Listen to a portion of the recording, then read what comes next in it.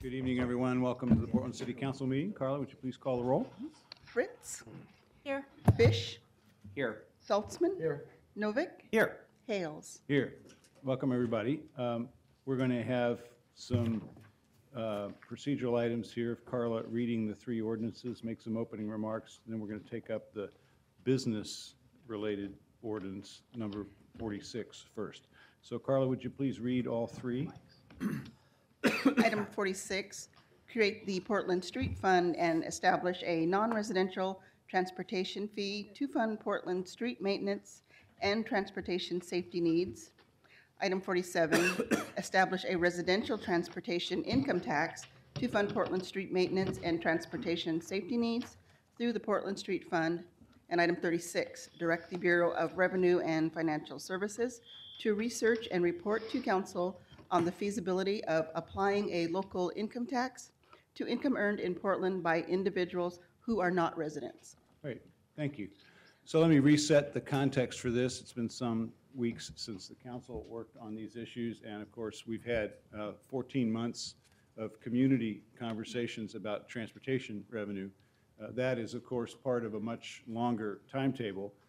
If you haven't read the audit which we received in the second month of my administration here in February of last year, called Street Pavement, Condition Shows Need for Better Stewardship, I would recommend going to the auditor's website and doing that. I think all of my colleagues have seen this audit before, but I brought copies just in case anyone needs a refresher. We've all seen it. Again, I would encourage you to take a look at that audit because that was really the foundation of this work. You can't see the details from here, but you might see the direction of that graph from repaving a little over 200 miles of city streets in 2001, 2002. That had declined to 30 miles in 2011, 2012. Last year, we got that back up to 100 miles, which we're happy about, but we are very, very far behind. Hundreds of millions of dollars behind in street maintenance and street repair and safety improvements that our city needs. So that's the context for this. Again, if you haven't read that audit, I would encourage you to do that. We have a lot of work to do this evening, so I won't speak much longer than that for now, but I'm going to call on Commissioner Novick for any opening remarks that he has. Thank you, Mr. Mayor. So, as probably most of you know, the subject for discussion tonight will be somewhat different from what we thought it would be a week ago. What we were going to do tonight is have the initial hearing on a new user fee proposal. And I hope that we have some discussion of that proposal tonight because it might be one of the things that we send out for an advisory vote. The new user fee was going to look like this. We know from national statistics that people who make more money tend to spend more money on gasoline. The people in the top 20% of income consume about 4 times as much gas on average as people in the bottom 20% of income. So taking gasoline use as an indicator of road use, we thought we could have a user fee that varies by income to the extent the gasoline consumption tends to vary by income. So the proposal is people in the lowest income quintile would pay $3 a month. People in the second quintile would pay $5 a month. People in the third quintile, the middle quintile, would pay $7.45 a month. People in the fourth quintile would pay $9 a month. And people in the top 20% would pay $12 a month. That's the proposal that the Portland Tribune endorsed in this morning's paper. And I'd ask people to think about that proposal because what we're going to do for the May ballot is send out several different proposals. We will send out a progressive income tax, and I think that we'll send out something pretty close to what Commissioner Fritz and I discussed recently. We will send out a version of a gas tax, which I hope will make people happy who've come here to campaign for a gas tax. And I think that we will send out some form of user fee. So one of the things we ask people to address tonight is if there's going to be a user fee on the ballot, should it be something like what we proposed in May, or something like we just described, or something else? So this whole evening is not going to be focused on this particular proposal, but I do want you to think about the proposal. And with that, I think that we can turn things over to Jamie. Yeah. Ms. Waltz, come on up and talk about the proposed amendments on the non-residential ordinance, please. Jamie Welts with Portland Bureau of Transportation. The majority of the amendments, or all of the amendments for the non-residential transportation fee are not substantive in nature. We basically were switching out the term tax for fee based on the substitute ordinance that we were going to be putting forward. We also made some clarifications. We added a whereas clause to clarify that the 3 elements or factors for the non-residential transportation fee were based on number of employees, annual gross revenue earned within the city of Portland, and square footage. We also made a minor change to the eligible use of revenues just to emphasize that the number of projects that would be constructed are based on the available resources, depending on what the net revenue would be. And then for the actual table that appears in code that helps describe where somebody falls within the different fee categories, we made some changes to the way that the numbers were shown in terms of square footage, gross revenue, employees, just to make it easier for people to determine where they land within one of the 5 categories. Okay, questions for Jamie? All right, thank you very much. So now we're going to take action in a few minutes on adopting these amendments. Again, it's our intention to first address those amendments and then go on to the residential potential revenue measures for residential ratepayers later in the evenings. So is there anyone here who's here to speak specifically and only on these amendments to the non-residential ordinance? So, Okay. Yes. Mr. Mayor, I guess it was my understanding there was going to be language that would also say that the non-residential portion does not take effect if there is not a residential That's portion right. of the That's right. tax. So or user there's fee. another way to do that, which is what I intend to do, which is at the conclusion of this hearing, I'm going to refer this item back to Commissioner Novick's office. Oh, okay. So we're going to adopt the amendments, make sure this piece of legislation is completed as far as the council is concerned, and then return it to his office. So it won't take effect until and unless there is a residential portion of a user fee or tax. Correct. Oh, we wouldn't actually vote on it. And vote on it. So it certainly wouldn't take effect. Correct. So again, Mr. McCullough, come on up if you want to testify on the amendments to the non-residential ordinance. Madam Clerk, I gave you some materials for the commissioners. Thank you. Mayor Hales, commissioners, it's a pleasure to be with you tonight. Good evening. As before, I would like to apply for 2 additional minutes Oh, as a just put- representative. And put your name in the record, Robert. Yes, Oh, you're here on sorry. behalf of Southeast Uplift, so we'll certainly allow that. As you know, I'm new to testifying, I apologize. Robert McCullough, President, Southeast Uplift. If anyone does not have these materials, raise your hand. Fine. Thank you.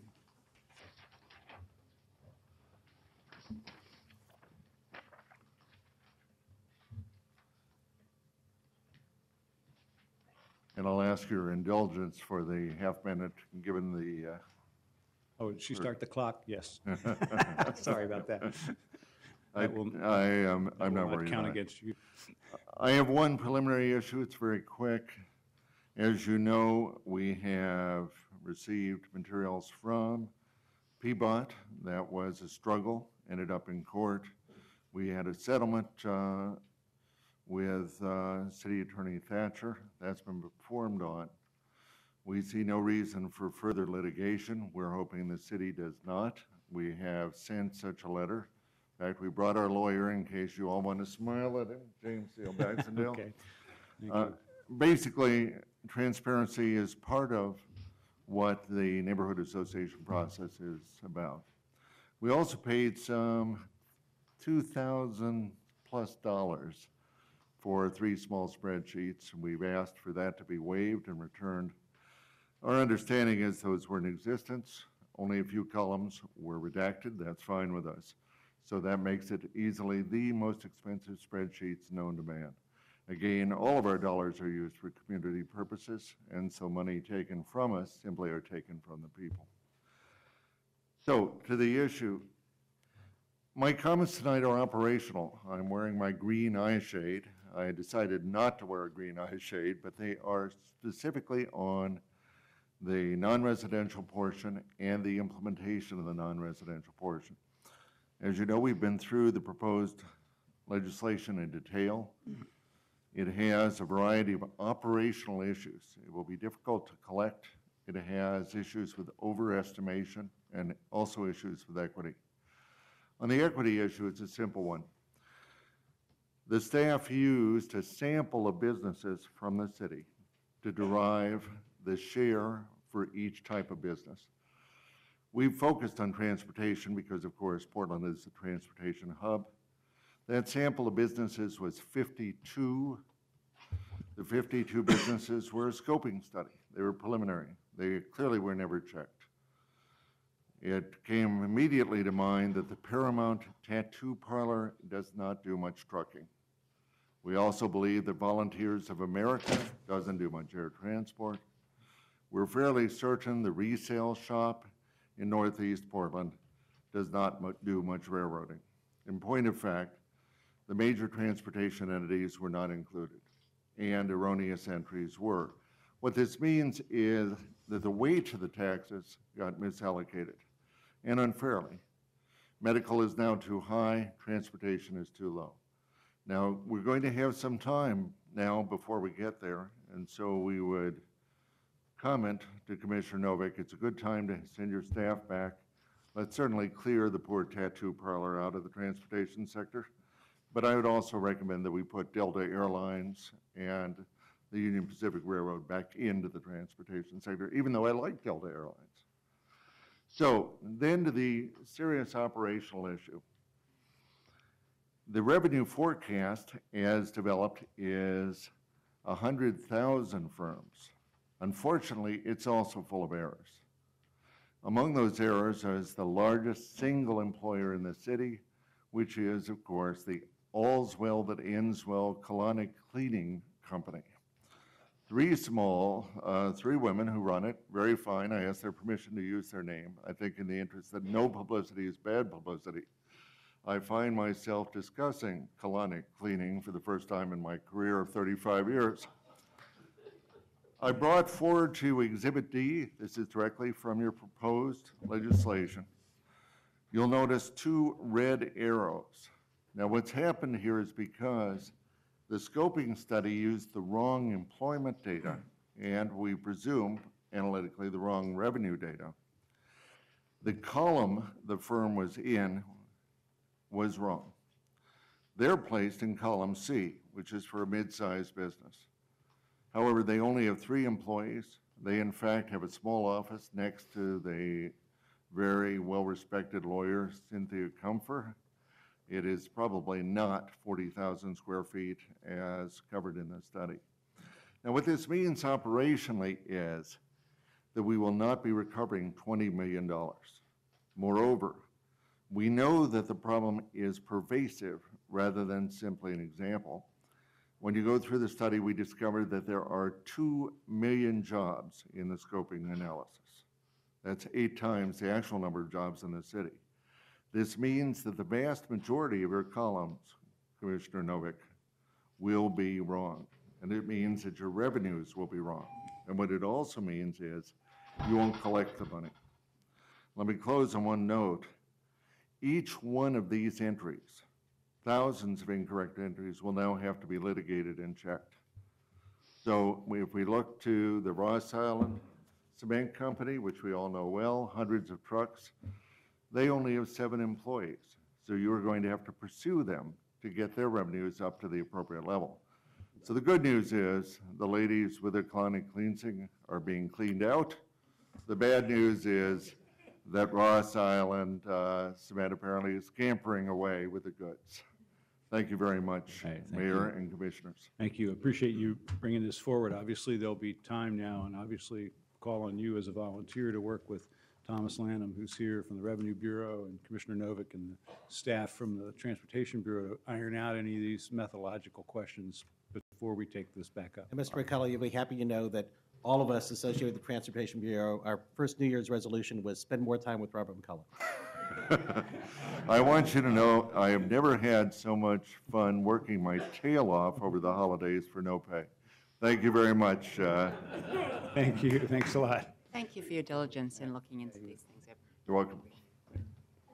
Okay, anyone else that wants to speak on the amendments to the non-residential ordinance? If not, and then if there's no objection, then I'm going to return that ordinance. I'm sorry, we do have to adopt the amendments first. So let's adopt the amendments, and then I'll refer it back. So roll call on adopting the amendments. I'm sorry, who moved and seconded? No, I move that we adopt the amendments. Second. I'll catch up to myself here procedurally, eventually. It's been a long day. Okay, any further discussion? Now a roll call, please, on adopting the amendments. Fritz. Sorry. Aye. Fish. Aye. Saltzman. Aye. Novick. Aye. Hales. Aye. Okay, thank you very much. And then I'll refer item number 46 back to Commissioner Novick's office. Okay, now we'll start work on the residential question. Let's see, do we have amendments? So Commissioner Novick's already explained the latest version of the residential funding proposal. That is one potential measure that we will send for voter review in an advisory vote that we plan to conduct on the May ballot. So therefore, what we're doing tonight is asking people to come before the council and comment on that as one of those potential candidate measures, and to recommend any other measure that you would like your fellow citizens to pass judgment on. As Commissioner Novick said, some of the ideas that we've discussed over the last 14 months include a fee-based approach like this. We've also discussed an income tax-based approach, as he's described. A lot of people came to our public hearings and recommended that we consider a city gas tax, as opposed to the state and federal gas taxes, which already exist, that we should consider a city gas tax as one way to pay the bills. And there are other ideas as well. So tonight's session is focused on the question of what are you for and what would you like to have your fellow citizens pass judgment on. That is the only question before us tonight. If you're concerned about how we spend the transportation dollars that we already have, I urge you to come to the budget session for the Portland Bureau of Transportation that will be held later this spring. That is not the subject of this evening's hearing. If you don't like one of the measures, I urge you to campaign against it and convince your fellow citizens to vote no when that option is presented to them. The sole purpose of tonight's hearing is to hear what people are for and what they would like to have their fellow citizens look at and consider. One way or another, according to our auditor, we should be spending about $75 million a year more on street repair and improvements than we are today. One way or another, that's the bill that we have to pay. We hope that the Oregon legislature will increase the state gas tax this session, and that some of that money will, as it always does, flow down through a formula to the city of Portland. That will solve part of that enormous problem. The rest of it is up to us. The business or the non-residential ordinance that you just heard us discuss and put on the shelf for now will raise about $20 to $23 million a year. It is the goal for the residential side of this equation to be roughly equal to that and to also raise $20 to $23 million a year. So we are looking for ideas that would raise that much. And the proposals that you heard Commissioner Novick describe would be capable of raising that kind of revenue. So we're interested in things that are practical, understandable, and explainable to our fellow citizens. They will go out in an advisory ballot, which we haven't done in the city of Portland before, but which is done actually quite often in other cities like Seattle. They seem to like that approach. We're going to try it. And we don't have to have every legal or technical issue completed to ask people what they think of an idea, but we have to be able to describe it. For example, a gas tax. We have to be able to tell them that a gas tax for the city of Portland that would raise about $23 million a year would be this many cents. And actually, I don't know that number yet, but we'll need to know that number before we send it out to the voters. That a fee would have to be in a range of, say, $3 to $12 per household. We believe that that would raise about that amount of money. Or that an income tax at such and such a rate and at such and such a graduation schedule would raise about that much money. There are ideas that have been suggested to us which are understandable in their concept but are impractical in their effect. For example, a number of people have suggested that we tax bicycles. You would have to charge thousands of dollars per bicycle in order to raise $20 million a year. And you would also have to collect that, and I would say good luck with that proposition. So we're looking for things that are doable and sufficient to the task and that can be explained to our fellow citizens in a few sentences. So we've got a few ideas, and we're here to ask for more. Again, if you have concerns about how the city of Portland is spending its transportation dollars today, those concerns are legitimate, and there will be a public forum for you to air them. It's called the budget hearing, and we do it every year. If you have objections to one or more of these ideas and think it's really a terrible thing, you will have the opportunity to go door to door or otherwise convince your fellow citizens that it's a terrible idea. But what we're asking you for tonight is what you're for and what you'd like to promote and suggest as a practical way to solve a community problem that we all own. We own the streets. They're the biggest asset we have, and half of them are in poor or fair condition, and they're declining. So we've got a big problem to solve, and we're looking for ways to do that. With that, Commissioner Novick, you have any other comments before we open the hearing? Just two things about potential options I wanted to mention. I haven't heard many people call for a sales tax, but obviously that's something other places have. We have good reason to know that it would be a highly unpopular proposal, but I'm interested in if people think that's something we should put on the ballot anyway. And also, the property tax is something that I haven't heard much about in these forums, but I know the Oregon Editorial Board has been promoting it.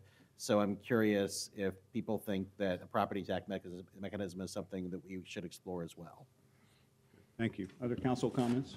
So Mayor, just logistically, my understanding is that you're planning a Tuesday the 20th evening hearing If council's available that night. to actually have a hearing on a proposal. So we're not planning to refine a proposal tonight. There'll be something that's identified that will be published that the council will then vote at that later hearing on whether or not to refer it. That's right. So there'll be all the specifics of when, you're planning to refer it for the May of 15. That's right. ballot. And it'll be that week. If council's available the night of the 20th, that was my preferred time, because I have to be at the U.S. Conference of Mayors, and I'd have to phone in for a council meeting on the 21st or the 22nd. So I'd prefer the 20th for that reason. So tonight is your opportunity to give us suggestions about what you'd like to see if that proposal moves forward. The later hearing will be to decide whether or not to actually move forward with it. Okay. Other questions or comments? With that, then I believe we have a sign-up sheet, and we'll take the first three. Now, how many people do we have signed up? We have 27. 27. Okay, we're going to ask you to please try to keep your comments brief. Again, we're asking for a succinct proposal of what you would like to see on the ballot. So details are, you don't have to have everything figured out, but we want to hear what your idea is. The first three are Robert McCullough, Gary Sargent, and Craig Rogers. Robert McCullough, Southeast Uplift. I've spoken before, so I'll be mercifully brief. Southeast Uplift requests that one option on the ballot be no.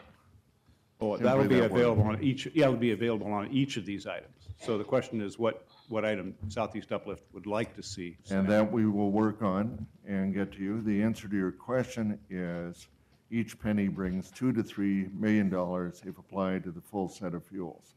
Thank you very much. It's my anniversary. I'm going to leave you for a much more Please- beautiful please do. person.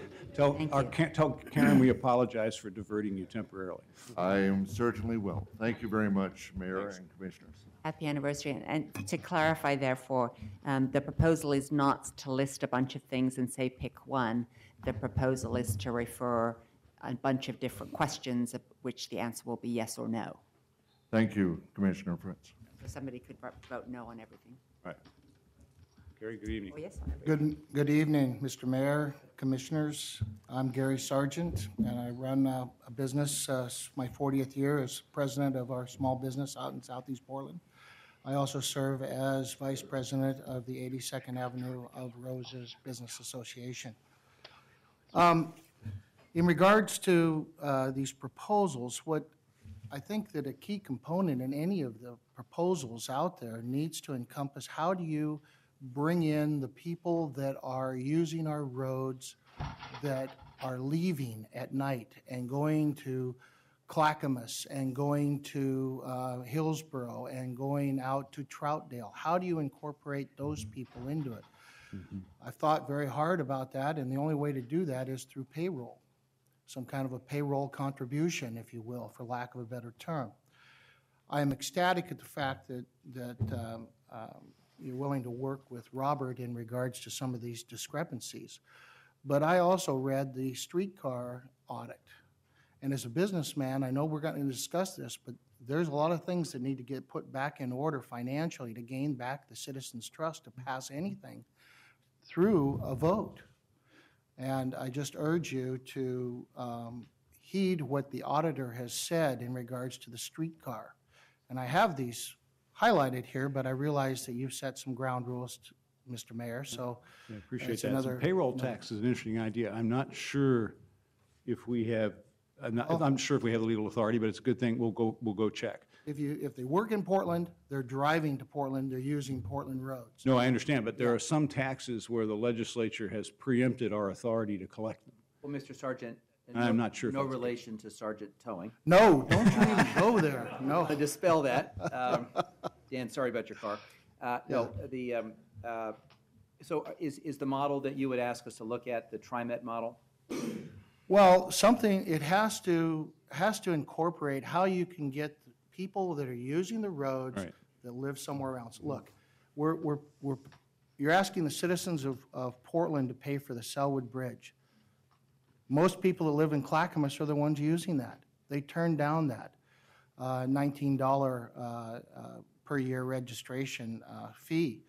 So you have to think about how can you incorporate those people into the equation, and I think then you will regain the trust. PBOT has serious issues in reading that audit financially when there's discrepancies in accounting to the point to where it also states by your auditor that it violates state law. That's very concerning as a businessman to read that. And anyway, I appreciate your Yeah, time. no, I appreciate this suggestion. We will go investigate that and see whether we have the authority and what the rate would have to be in order to raise the revenue. It is what TriMet primarily depends on. It doesn't mean only they could use it if it's legally possible. I think theirs is now 0.6% of payroll, and that's the major revenue source for TriMet is a 0.6% payroll tax, which you pay and every other business pays. So good point. Thank you. Thank you. Good evening. Mayor, Commissioners, thank you for this opportunity to share with you what I'm for. So Put your name in. Oh, put your name in the record again. Oh, Craig Rogers, thank you. It's been a fair amount of time, observing, participating in this moving forward. And I hope I never see the day where a policy is developed that is a tax that does not have a vote, an oversight, and a sunset, as this originally did. I think that there was an incentive to make it as good as it could have been because it wasn't intended to be passed by the people, but by City Council. So what I'm for, and I hope I never see it again where that happens, what I'm for is that from this day forward, we have policies, we have taxes that are voted by the people rather than council, and that there's a real oversight and a sunset. I think that's very important. Never has it ever occurred in the history of Portland where there was a tax passed other than by the people who are to be taxed. And I want to say that I think the money needs to be responsibly spent that is garnered here. In fact, more than just for transportation, that I wouldn't want to be the person who tells a mother that's living on these 56 miles unpaved street with no sidewalks that we can't put a street in front of your house or sidewalk because we just gave $8 million to Mercedes-Benz for parking facility. So I think we need to kind of bump it up and think about the big picture, where this money's going and how it's collected. And I just want to thank you. Okay, do you have a revenue mechanism that you'd like to see on the ballot? Thank you for asking, Charlie. Offhand, without looking at the details, I'd say gas tax. Okay. So, Mr. Rogers, you said that there shouldn't be a tax without a vote of the people. This is an advisory vote. So once then the council reviews the result of it, would you then expect whatever the proposal would be to go back to the ballot to be approved by the people? Yes, I would. Okay, thank you. Okay, thanks both of you. Next, please. Oh, I'm sorry, there was a request for people with small children or people with disabilities that can come up and speak. I'm sorry, I forgot to do that at the outset. We often do that when there are especially evening hearings. So anyone with a disability or who's got either kids here or kids you got to get home to because they're in daycare in order for you to be here, come on up.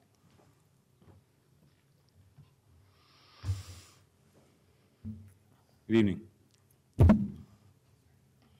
My name is Joe Walsh. I represent Individuals for Justice.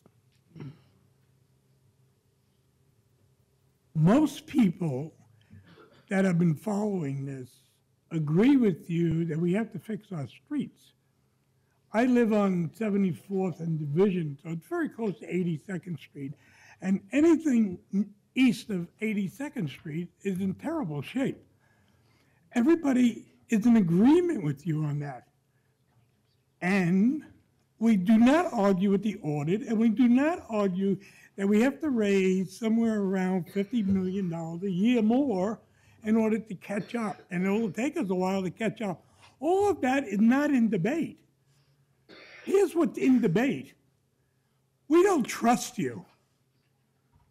We haven't gotten an answer of what you did with the original amount of money for transportation and who you held accountable for that. You keep saying you have no money. And you'd say, well, okay, the gas tax, we spend a lot of our time telling people not to drive, and the gas tax dropped because people aren't driving. Okay, so you really need to step it up with the state and get the state to raise the gas tax. Everybody's in agreement with that. So we need you to lead the charge, and we need to support you doing that. I think that our legislators and our representatives, at least mine, would not have a problem raising the taxes if we can fix our streets. The second problem you have is the vote of the people. An advisory vote is toilet paper. That's what it is. It's useless unless you have to go to the bathroom. You have to tell the people, this is what we have, this is what we need, vote on it, and give us your okay. If you do this advisory thing and you list out 6 things, first of all, people are going to look at the ballot and think that what they vote on is going to pass. That's what they're going to think. But that's not going to happen. It's going to come back to you guys. And unless you vote all 600,000, and 2 of you have made it very clear that you will not accept any program unless the vote of the people has happened. And I know there's tremendous pressure on you. And the reason that I was smiling when I came in is this is great drama for a political animal. Because I know there's terrible pressure on 2 commissioners over here because one commissioner has already said she's out of it. And I think you know who I'm talking about when I say she. And it narrows it down. Thanks, Joe. My last suggestion is on the list of things that you put down, whether it's a gas tax or a property tax, put down should the people vote on this. That will be number one. Thanks, Joe. All right, next. The next three are Terry Parker, Harry Sampson, and I believe it's Betty A. Solchka, maybe? Okay, come on up. And they'll be followed by Dorothy Rowland, Kim Marks, and Nishant Bajara. I think you're on first, Mr. Parker. Good evening. My name's Terry Parker. I live in Northeast Portland, and I'm going to deviate from my written testimony to some degree. What we have here is a failure to communicate. Any additional taxation that links a street fee to an individual's gasoline usage is double dipping from the people that already pay while exempting the people that don't. Transit fares do not help pay for the heavy damage TriMet buses do to city streets, and funding bicycle infrastructure is for the most part siphoned off or poached from gas tax revenues. The bicycles themselves act like kamikaze pilots, seemingly coming out of nowhere, weaving in and out of traffic interchangeably using the sidewalk and the street to evade traffic control devices. PBOT advisory and budget committees are stacked extras representing the alternative modes stuffed with bicycle advocates and the manipulative, I want, you pay approach to bicycle safety. Instead of just representing the special interests, when are you going to end the discriminatory social engineering and start representing the primary financial stakeholders, the people who by driving comprise 80% of the trips in Portland metro area and already pay transportation taxes, thereby contributing to the economy?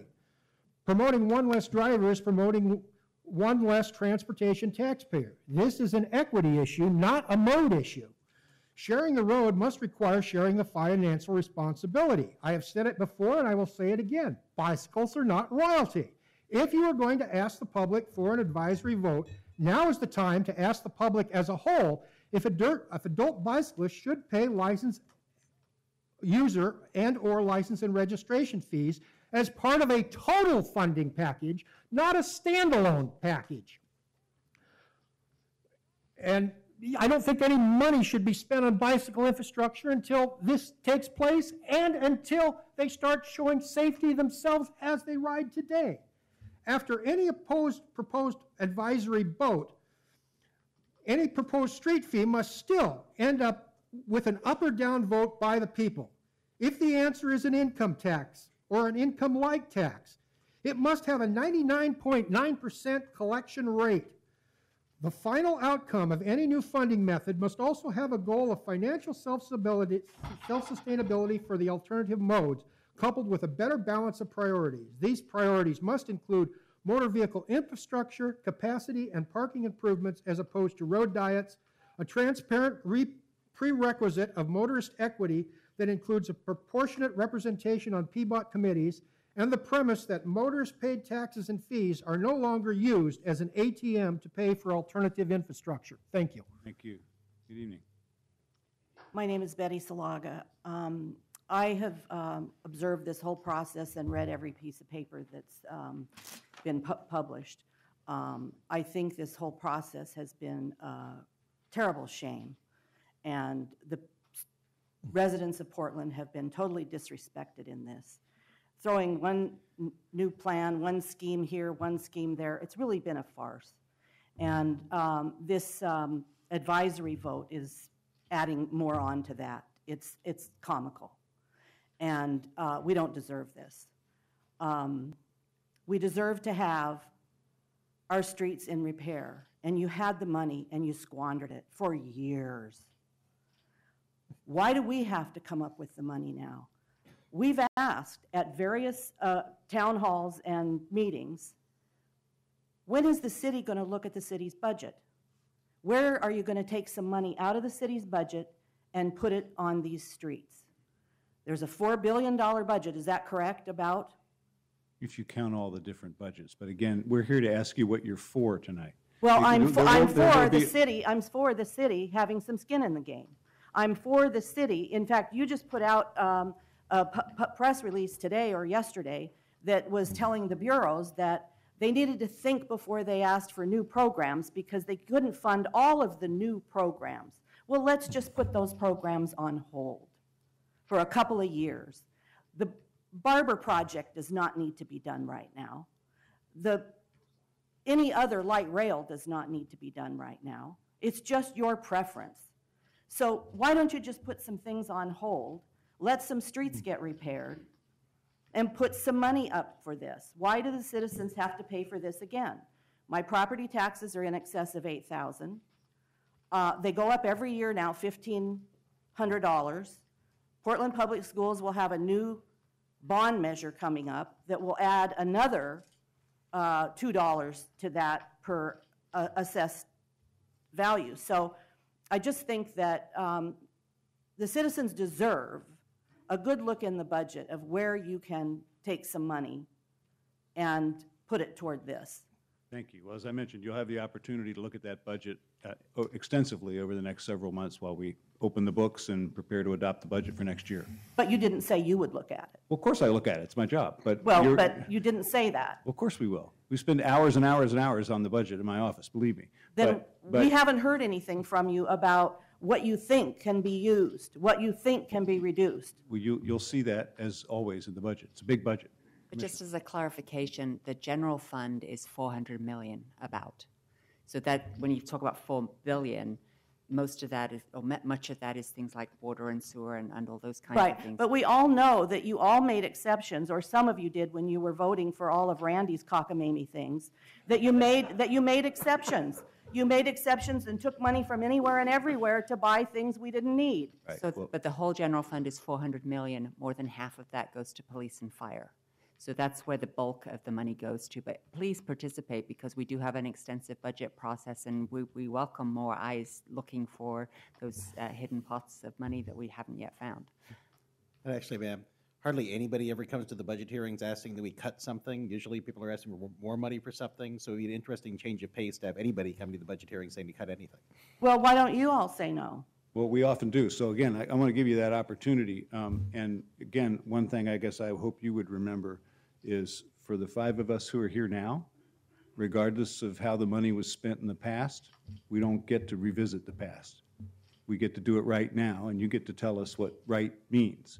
So look at our budget, tell us what to cut, and tell us what you'd like to spend more on. And on this particular subject, tell us what you'd like your fellow citizens to look at over the next couple weeks. Thank you. Good evening. Yes, this is important. People came down to this meeting. Before the meeting, we weren't told there's going to be a limitation what we could talk about. That's censorship. And it's important that we know when you do the streets that you're not going to be wasting money, having some people come out waiting to do their work. How do we know what streets they're going to do? How do we know you're not going to, I said, make cuts in the city budget? You're saying the bicycle wouldn't raise much money. That's true, but that'd be safety too. If they have license plates on the bicycles, there'll be less bicycles stolen. That still would help on the streets. You need to cut your budget. Nothing has been said about the budget. This is a meeting you're getting the people to go to.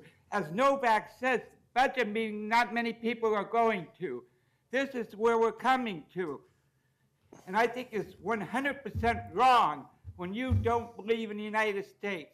It's a choice of the people. How many people are here coming down saying we want it voted on, period? And I've called people up and said, that's the freedom of the United States, the people's choice. While all these people are saying is voting on and needs to be voted on and needs to be voted on. You can't elect, name one official you can elect that's going to do everything the people want. That's why we're having meetings, and you're ignoring the people saying, we want it voted on. You listened to news once. When you were speaking, you said the street tax would be voted on. You didn't say that it didn't count. It was count. So the people are saying it needs to be voted on, and it's about time you commissioners know that's the price of freedom. When you get enough people down here assisting on it being voted on, you shouldn't question us, put it up for a vote.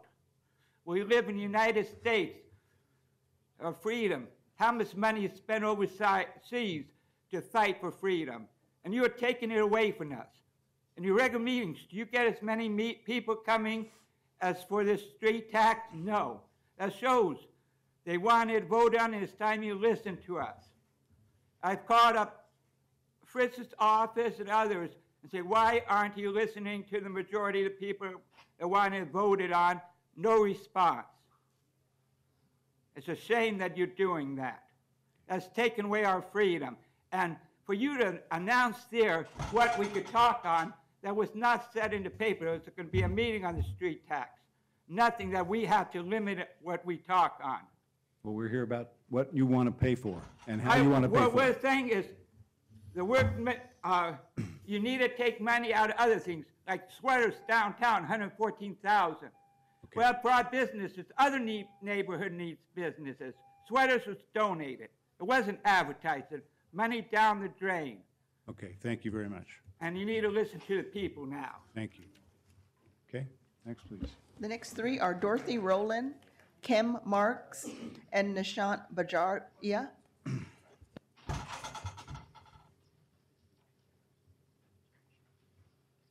Good evening, Ms. Rowland. I think you're first. Good evening, Mayor, President of the Council, Commissioners. Just put your name into the record, too, Oh, please. thank you. My name is Dorothy Rowland. I live in Southeast Portland. I'm a homeowner and I'm retired. And I'm glad you mentioned the audit at the beginning of this meeting, Mayor. I wasn't aware of the audit, and it's helpful to know what it says about us being behind in street maintenance. It's really discouraging and scary. And like everybody in this room, I know about the problems with the streets just because I try to drive my car, and there are lots of potholes, et cetera. I want to just say positive things tonight because I know that you all work really hard and you just put yourselves on the line and you do that for the people of Portland. But I can't say just positive things tonight because I'm not comfortable with the way that the existing revenues are being prioritized for spending. I'm just not convinced that a new tax or a new fee needs to be levied on Portlanders in order to fix the streets. I think that our existing revenues can be budgeted better. Thank you very much. Okay, thank you. And again, I want to encourage you to take a look not only at the audit, but at the budget when the proposed budget comes out. Take a look, give us your advice. Thank you. Thank you. Thanks for coming out. You're welcome. Okay, good evening. Good evening. My name is Kel Marks. I live in Southeast Portland on 130th, just off of Powell Boulevard. I came here tonight prepared to speak about the way that the funds would be used. So I'm speaking a bit off the cuff. But however, before I do that, I want to kind of contradict or at least address one of the previous statements by one of the earlier speakers. If I had $1,000 for every time that a car, a driver, almost hit me and almost killed me, your budget problem would be solved. So it's not just a case of bike riders or pedestrians. There are people who drive who have just as many issues with their following the laws. Now, as for the modality, thank you, Commissioner Novick, for making sure that safety projects have been a major part of this discussion. I came here again tonight to speak to that issue, and I hope that it maintains its position as it's been proposed as a major part of whatever is ultimately developed as this proposal. As for the type of way that we would draw revenue, I have expressed before and I'll express today, I am in favor of a progressive income tax. Gas taxes and user fees and even property taxes are regressive taxes. People who can afford to pay for these services need to pay for these services. People who are on limited incomes, people who are working for $9.15 an hour cannot afford to be nickeled and dimed with user fees or gas taxes. That is a significant portion of their budgets on a monthly basis. They cannot afford it. The people who can afford it should be paying for these services. Thank you. Thank you. Thanks very much. Good evening. Good evening, Mayor. Nishant Bajaria, Portland, Oregon.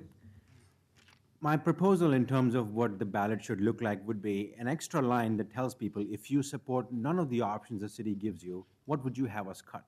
Because if the idea is that we're tallying votes for what people want to use, if people don't support any of your options, ask them what would you cut in the existing budget? Because I don't buy the premise of your question that somehow we got to come up with new revenue. And I just did some homework before coming down here, and I found out that the PBOT chief, Leah Treat, her annual salary is more than $170K. I called up Chicago, Mayor Emanuel's office. Their transportation commissioner makes $169,500. Chicago has 4 times the population of Portland, 4 times, if not more. They have more mileage in terms of the roads they cover. They have active public transportation. It makes no sense to me that their transportation commissioner should make less than ours. There's a position open right now on the City of Portland website for a communication specialist. At the high end, that job would pay $100,000. That's 2.5 times the national median.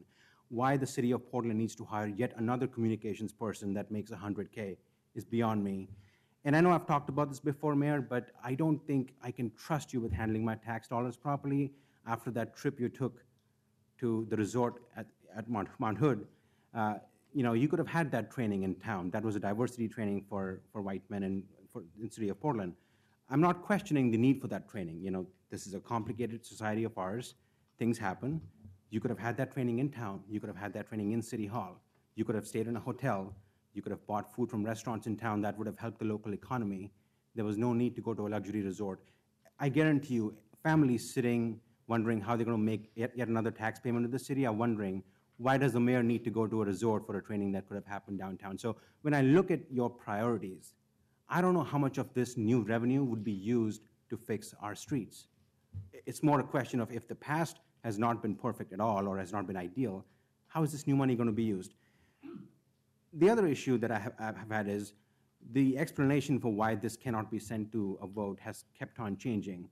And now when you actually put something to a vote, again, it's not binding, which means people could say pretty much what they want to, and you could come back and do something totally different. I don't understand how you can treat citizens that way. At some point, there needs to be a hard level of accountability where if people say, this is not okay, it's not okay. And if that means we live with bad streets, we live with bad streets.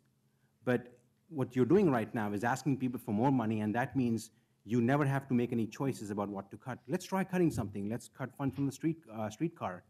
Let's see if people desire it. Let's cut funding from someplace else. Let's see what people say. Let's force that choice, and then let's make those choices. But asking for more revenue is a cop-out, in my opinion. Thank you. Thank you. Again, I want to encourage you to come to the budget hearings, look at the budget, and tell us what to cut. I want to make sure you have other options as well. Don't just depend upon me. Let's ask the whole city. All ideas are welcome. Thank you. Thank you. Okay, next 3. Are Ann Sanderson, Bob Clark, and Rick Bartko. And they'll be followed by John Cronin, Teresa Kishi Soto, and Jim Carlock. Good evening. Go ahead, Ms. Sanderson. Good evening. About my 5th time here, I think I'm getting a little more practice. My name is Ann Sanderson. I'm a small business owner, and I'm the head of Stop Portland Street Fee. So let me get this straight. 9 months ago, you do a telephone survey. You ask 800 people what they want to do to fund their streets, and you come up with what you decide is the least unpopular. That didn't work, so we saw version after version after version. And here we are, fast forward, and now you want to poll the entire city to find out what the least unpopular thing is. It's no way to govern, and it's no way to lead. It's no way to treat the people either. We've been in this since the very beginning with you. We've tried to have our say. We've tried to help you. I sat on a work group all summer, and yet we're still going back to ask on a survey, and a very expensive one at that. At one point, you said that it was too expensive to fight a campaign and send it out to the voters for an up and down vote, and yet it's okay to spend all that money on a survey. It doesn't fly. So you want to know what these options should be, and I'm going to suggest that you don't do anything you've already suggested. We've seen them, we've vetted them, the devil was in the details, and we're done with them. If you have some new suggestions, that's great. Apparently you're polling us again to find out what you should suggest, but don't go with the ones that you've tried. We've already seen them. And I'm going to suggest, for my part, that we want to see none of the above, because when it comes down to this, it is the one choice that would make sense for a lot of us. It's not that I'm anti-tax, as you've once suggested. It's I'm anti-bad tax. And every time you have a suggestion, when we get down to the details, we find out that it's not very good at all. So until you come up with something that actually works, then I suspect that we should vote none of the above. Thank you. So you don't have a suggestion for something that would actually raise revenue, because obviously none of the above wouldn't. No, not to raise revenue, but all the things you've suggested so far haven't flown in the details. I think that I've been in there, right in there with you with criteria that you could to use to decide what works or not works, but now you're punting, and punting's not good enough from a leader. Well, actually, for 14 years, the city of Portland has done nothing on this subject, and now we're looking for something, and we're asking you, if you're willing, to suggest what revenue you would like to raise. I spent my summer taking days off of work, sitting on a work group that I'm going to tell you something. When we come in here and you say we can only speak to this narrow focus of topic that we didn't prepare for, that was like the whole summer. You only want to hear what you want to hear. And we're talking to you and we're giving you suggestions. And I had a list of criteria at the beginning of the summer. I didn't bring it with me today because I've said it already. No one heard me then, and you don't hear me now. Okay, well, please send them, because we're looking for measures that might make a difference. I know. Thank you. Good evening. Hi, Bob Clark, Southeast Portland. I volunteer for the Taxpayer Association of Oregon. I would hope that this public advisory vote would ask the ballot question would be, should city refer this such and such tax to voters for a vote or approval? And because the gasoline tax by state law has to be referred to the people to be enacted. So is that the mechanism you recommend, is the gas tax? I prefer the gasoline tax because there's an existing administrative function, organization at the state of Oregon that already takes care of this administrative task of this, I believe, in reading the legislation. And now, we don't have a hard estimate yet, but it may be that in order to raise, say, $20 million, that a city-only gas tax might have to be about 20 cents a gallon. Yeah, So I think. Would you support a tax at that level? No, that's too much. You're asking maybe for too much. I would ask that you also consider using the general fund surplus you have projected for this year for all the street. That would get you 19 million. That'd be quite a. Right, some of that's one time, right. Actually, Mayor, It's I one think time. I think it's a little better than that. I think it's in the range of 13 cents, depending in okay. part on whether the county, which we have an IGA with the county, which says that we're supposed to give them 20% of whatever we raise. We might be able to wow. convince them to waive that. Okay, so 13 cents. Okay, I think 10 cents I could support. Okay. Yeah. No, we'll And get a- especially now the gasoline prices are coming down. Right, it's come down by about $1 a gallon. Yeah, so, and that should have actually helped you on the cost of asphalt, I would think. Yes, it will. Yes. So your targets should have come down, but we haven't seen that. No, it Okay. will help. I also liked the original proposal, the user fee of, I was hoping for a $5 to $6 range, and that would be attached to your water bill, and that would be administratively easy again. Because the problem with the income taxes, besides being invasive to the filers, is that you're going to be spending a lot on administrative costs, like 15 new staff members I saw, and you're going to have a lot of collection failure. So your targeting 23 million in gross, but you're maybe going to get something a lot less than 20 million. Bob, can I ask you a question? You said that your preference would be a $5 or $6 or whatever the range user fee. Well, that was my second to this gasoline. Whatever, I'm Okay, just I'm taking sorry. the concept, but you then said, throw it on the water bill. The water bill, of course, is the water sewer bill. Right, Water- right, I'm Water sorry. is a third of the bill, sewer stormwater is 2/3. Right. I have this vague recollection that I've spent the last 2 years of my life involved in various fights, with you included, on keeping water sewer separate from the general fund. If we put this fee on a bill, aren't we violating the very principle that you took up in fighting for a water district, the merging of general fund and ratepayer-funded enterprises? We are, Mr. Commissioner Fish, but like we all know, making politics is like making sausage, and I would say that I can't anticipate the city coming back with this kind of. No, I appreciate it, and I think it's a lot more cleaner. There's plenty of reasons to use the platform for water sewer. I have objected because I've heard loud and clear from people like you. Yes, that but you last don't want- May, I actually did support that. You had asked me whether I'd support it. I thought it would raise the water bill, but it was going to be like 5 to 6% kind of thing. Okay, And so I didn't, if given a preference of an income tax or a fee on my water bill, and you say you're going to do it to us, I had to pick my poison. That's what you're telling me to do. I appreciate that. I'm just highlighting an irony in that proposal. I know that. Because That's we what did Bill fight Clinton say a good about fight that. over that question. Right. Well, thank you, appreciate that. Good. Okay. Yeah. So it may well be that if we have a list of options on the advisory ballot, we may have both a flat rate Right. fee and a gas tax. But I would encourage you to refer it because like most of the people here, they don't have much trust. And then the January 2013 city auditor report that preceded the February one said, where did the money go? Right. So it's like. That raised very legitimate So questions. there's not a lot of trust, and you need to encourage people not to be so irritated by asking which one of these would you want referred. Okay. Thank you. Yeah. Thanks very much. Good evening. Good evening. My name's Rick Barco from Southeast Portland. Mayor Hales, commissioners.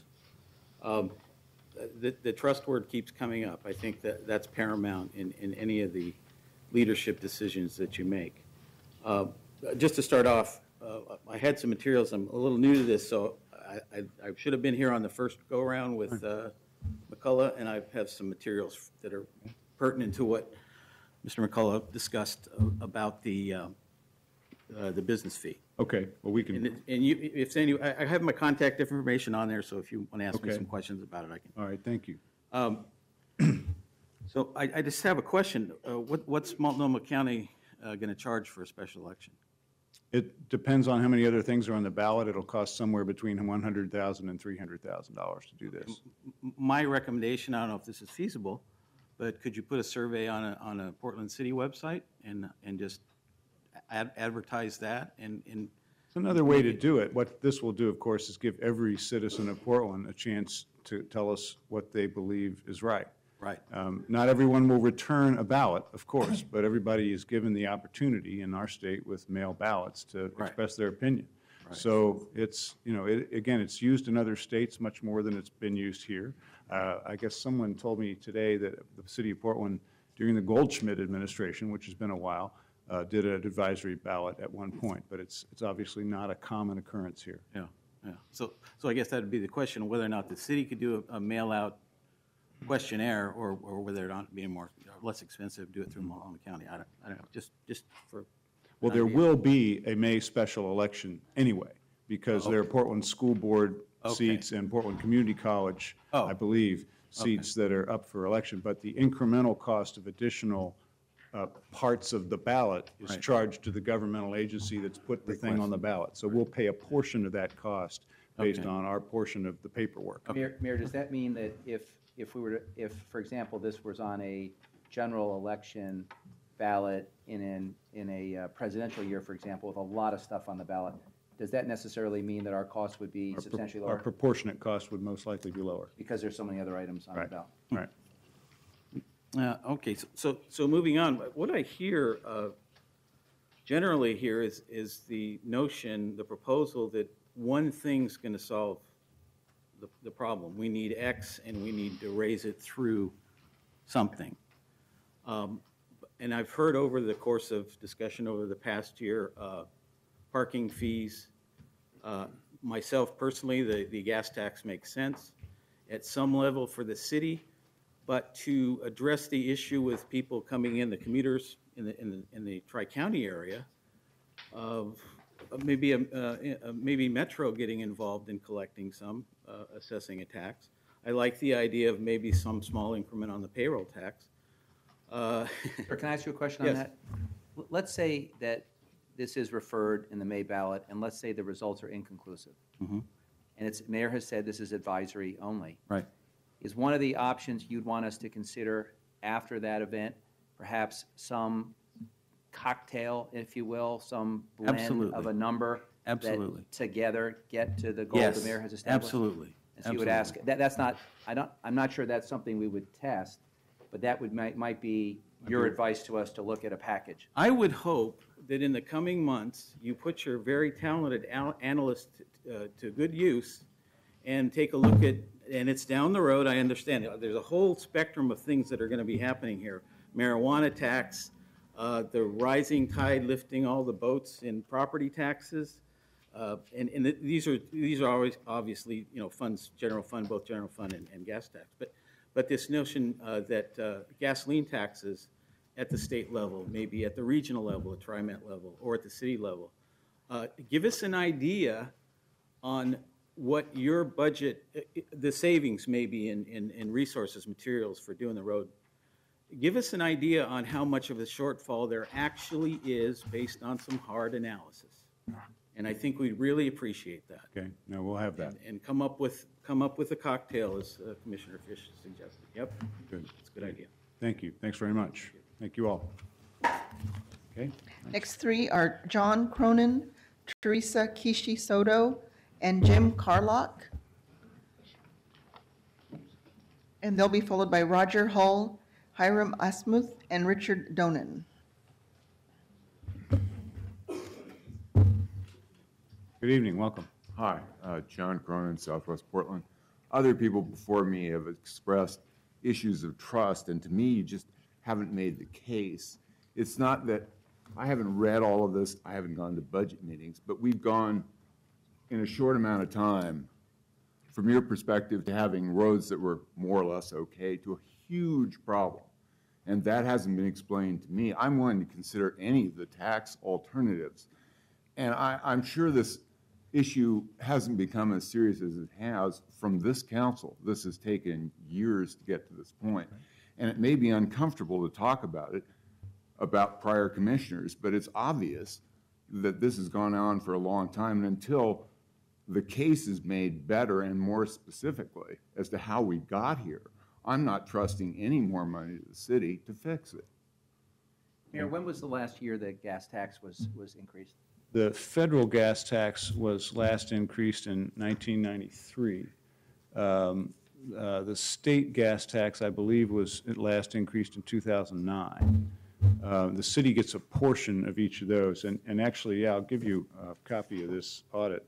It's one of the things that you ought to read, but you'll see that what's happened over that time is that the city's overall transportation budget has gone up and down a bit, mostly because of things that are funded as a one-time capital project, but the general spending on maintenance and repaving, you're right, it's been a long-term decline. The council actually in 2009 made a decision that I disagreed with, which was to say we're just simply not going to maintain residential streets anymore, and passed an ordinance, Resolution 36672, that said that. This council has rescinded that ordinance and has said we're responsible as a city for both residential street maintenance and arterial street maintenance, albeit we are not keeping up with that responsibility. So I'd encourage you, I'll give you my copy. I'd encourage you to not only read this, but take a look at that long-term trend. So, Thank you. let me ask Commissioner Novick this, because often in these discussions, there's this sense that somehow Portland is exceptional. We have roads, bridges, and infrastructure throughout the country that are collapsing. Commissioner Novick, is Portland unique? No, Portland is not unique. I mean, the United States as a whole spends 2.3% of gross domestic product in infrastructure. In Europe, the figure is 5%. In China, it's now 9%. And roads and bridges are deteriorating around the country. Los Angeles was about to send a measure to the ballot this fall to address their crumbling roads, concluded that they were unlikely to get the required, I think they have a 2/3 percentage, so their roads are continuing to crumble. 28 other Oregon cities have passed some sort of local fee mechanism to address the same problems. One bit of Portland-specific history that I think is worth noting is that back in the 80s, the city used to devote a significant percentage of utility license fees to transportation, and the council gradually concluded, I mean, starting in the late 80s, that they would divert that into the general fund, which is used primarily for police, fire, parks, and housing, which people aren't excited about cutting. Yeah, that was, in the past, utility franchise fee was dedicated to transportation, but after the passage of Measure 5, the then city council, none of us, but then the city council said, we're going to try to hold police, fire, parks harmless or less harmed, and stopped dedicating that utility franchise revenue to transportation. So that's part of what started that long-term slide. You can argue that they made a great decision or a terrible decision, but that's why they did it, is that Measure 5. And Lynn Reed's here from the Oregonian at the time, he wasn't there then either, argued that we should pass Measure 5 because that would lead to voter approval of a sales tax. How's that working out? So, you know, we haven't done much in terms of these big picture structural reforms, and that's why 28 other cities have passed some kind of local street utility fee in Oregon, and that's really where we started on this issue. We looked at Oregon City that had one of $11.56 a month per household and said, well, that seems like rough justice to us. That's kind of where we started on this discussion. But sir, I'm not advocating one side or another, but if the gas tax which is a primary source of revenue for road, if that hasn't changed in over a decade, and if with all the advances in fuel efficiency, we've seen people use less gas, then that as a revenue source has become less robust. The commissioner in charge of the Bureau can come and say, let's add money to parking revenues. We can find all kinds of things. Council can pass 100 resolutions as to where we're going to put a diminishing resource into what street. If we don't have the resources, we can't do the job. And so fundamentally, there is a resource question. And we can have the argument about whether we go into the general fund and make substantial changes. That's a tough conversation because most people want to have a certain amount of money allocated to public safety and parks and other things. You know, I'm not advocating one way or another, but part of the challenge we face is outside of our control, and there just aren't the money. We can ascribe it to this or that policy decision. People can say it was a good idea or a bad idea to pursue the streetcar. It really wouldn't change the fundamentals. The fundamentals are the primary revenue source has not kept pace with inflation, and we don't have the resources, and we're in the same boat as a lot of other cities across the country. And so we're now asking you for what ideas do you have? And there are no bad ideas, but we're asking you for what ideas you have. Not being an accountant, that seems to be, what strikes me mostly is that we went from this not being discussed to it being a huge problem. And it strikes me that gas fund revenues, prices, gas has obviously skyrocketed in that time. So revenues to you must have gone up to some degree. Well, actually, it has been discussed. Unfortunately, we haven't gotten anywhere. I was Transportation Commissioner in 2001 and argued that the legislature should increase the gas tax, and they failed miserably because they didn't then. Right. We also attempted a local revenue measure in 2001, but were pushed back by the business community that threatened to refer it to the voters and kill it. And then Commissioner Sam Adams, in charge of transportation in 2007, attempted a local measure, and he was also threatened by the business community or members of the business community that they would take this to the ballot and kill it. So we've actually been having this discussion in the city of Portland for 14 years. Now, you can blame us for having a long conversation with no results, but we have not been completely, we corporately, as a city, as a community, we have not been totally unaware of this problem. I would say we have been unwilling to face it squarely, and that's what we're trying to do now. Then my suggestion, in the spirit of being positive about this, is I would say you can't sell this often enough. And when I read articles about this, I don't see a half a dozen bullet points that I'm sure you could come up with that would attempt to sell me on this better than my shock at all of a sudden you need vast amounts of money. Does that make sense? Sure, sure. No, So appreciate that's that. my suggestion. Yeah, thank you. Thanks very much. Good evening. Hello. Excuse me. I am Teresa Casey Soto. Feliz Año Nuevo. Happy New Year. I am one of those people who in the past have been very disgruntled when I have heard that there have been improvements made in places other than where I live. I live in Southeast Portland. I live 200 feet from the corner of Southeast 125th and Powell Boulevard. And basically, I had come tonight to ask that when a decision is made by the voters, and there's a formula out there to get the funding for maintenance of the streets and safety, I was basically here to say, please, please, please make sure that safety is right there in front of you in neon lights.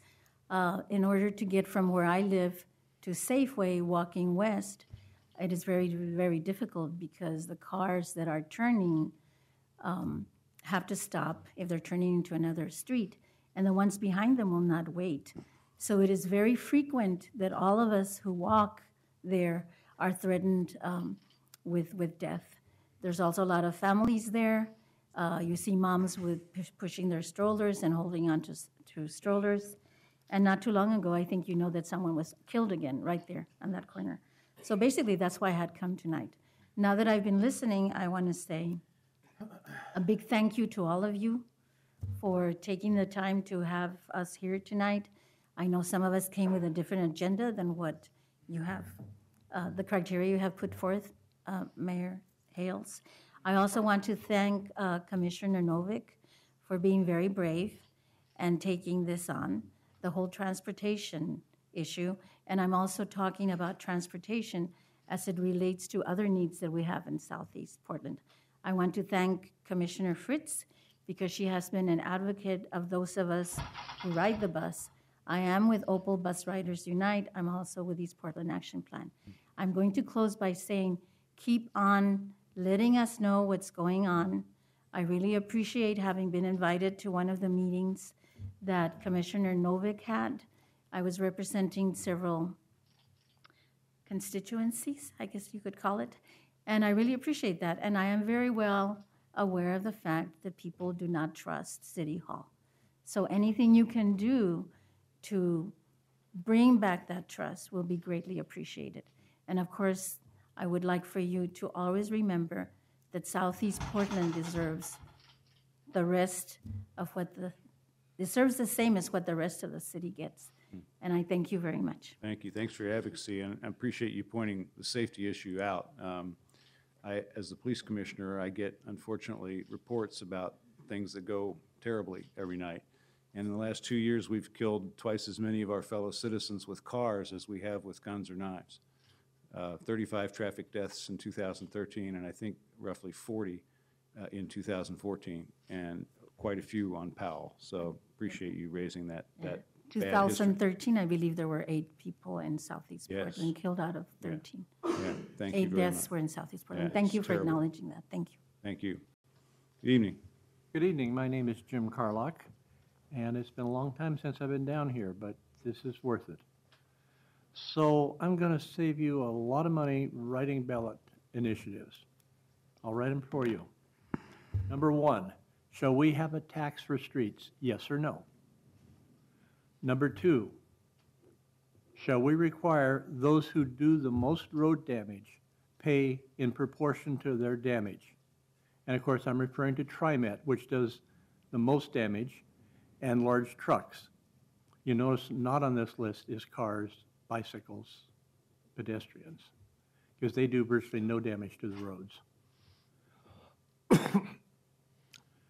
And as to funding, measure number 3, should Portland quit wasting street money on streetcars that are slower than walking and on light rail that moves less people per dollar than cars and reallocate that money to streets? Should Portland, measure number 4, should Portland quit installing speed bumps that kill people by delaying emergency services, quit adding bubble curves that put pedestrians closer to fast-moving traffic, quit building bike lanes that remove road capacity, quit building bike boulevards that essentially steal streets for bikes, and take the money to apply to street repair? Should Portland quit wasting money on things like, 100 pages of tree rules? It really takes a 100-page document to tell somebody that they shouldn't cut down a 100-year-old elm tree? Give me a break. Stop giving $100 million in property tax money to crony developers via the Portland Development Commission. I looked it up this afternoon. There's $107 million in property taxes that are actually collected in the PDC district that goes to the PDC that in essence pays for a bureaucracy and buying favors for rich developers to give you guys campaign donations to keep up. I believe it's called the Iron Triangle if you look it up in Wikipedia. It's endemic in government. Measure number 6. Should we stop giving exemptions from paying property taxes to favorite developers? Should we stop selling land to favorite developers at below market and give the money to repair the streets? Shall we shut down useless city agencies such as sustainability, climate change, biofuels, and the PDC and apply the saved money to street repair? Now, of course, this requires that you actually run the city for the people instead of for some of your cronies. Thank you. Okay, thank you. Okay, next 3. Are Roger Hull, Hiram Asmuth, and Richard Donan.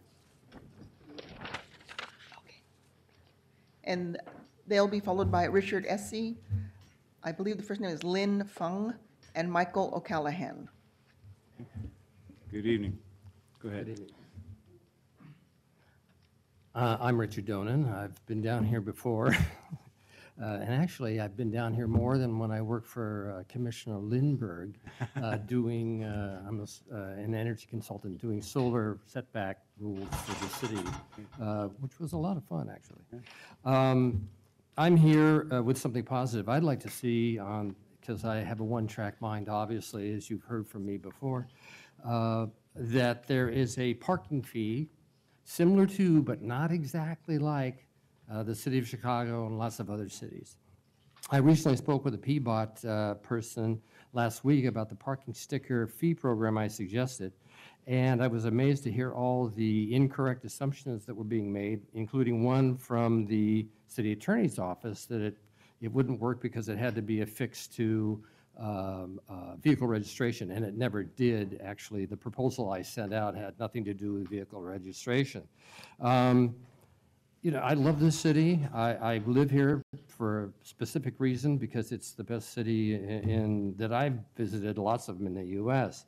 And I've known the city from working with commissioners to be one that, you know, looks for making things work rather than finding excuses why they don't work. So I haven't heard putting on the ballot as a positive measure a parking sticker fee. It's simple to maintain. The city already does have a small department in transportation that issues these stickers Right. for various parts of the city. The cost to do it would be very, very small. It could be done with existing folks. So, sir, I earlier asked Thomas Lanham that question because I read a piece also recently about, you know, requiring everyone that brings their car downtown to have a sticker. And I think we probably have to put out a document that explains the advice that we've been given. But the answer that I got was that a sticker that you have to buy to put on your car to be able to come down, to park, is construed as like a vehicle registration fee. And the current law is that we are preempted from doing and Steve, you'll tell me if I'm wrong, but we're preempted from doing a vehicle registration fee. I Only the understand. county can do it. So there's a legal bind. It's an elegant solution in my mind, and I appreciate you putting it on the table, but we've been told that we don't have the authority to do it. Now, I think it'd be useful if we put something in writing and put it on the website so people could read it and say whether they think that's bunk or makes sense. Or even get a formal opinion from the Get state. a formal opinion, but Right. the point is very well taken, just I want you to understand, we've been told that legally we can't do that, but let's take the time to explore that. Maybe Yes, we'll put it- but because I researched ORS statutes, and cities, municipalities have the ability to impose parking fees, as in when you park downtown, or anywhere there's a meter that you have to put the money in so you don't get a parking ticket because the ticket's way more than the 75 cents it costs to park. It would run on that exact, it would piggyback on the existing program that you already use to, keep traffic moving. And, I understand from the business point of view, you want a turnover out there. So, sir, you've taken the time to come and give us a thoughtful suggestion, and Commissioner Novick, could we ask that we just get something in writing that explains whether we can or can't do that and why? Absolutely. Yeah, particularly since, and he's right, particularly since we already not only have regulated parking where there are meters, but we have the sticker program in different parts of the city, like the Central East Side, Right. where people who live or work in that district have to have a sticker.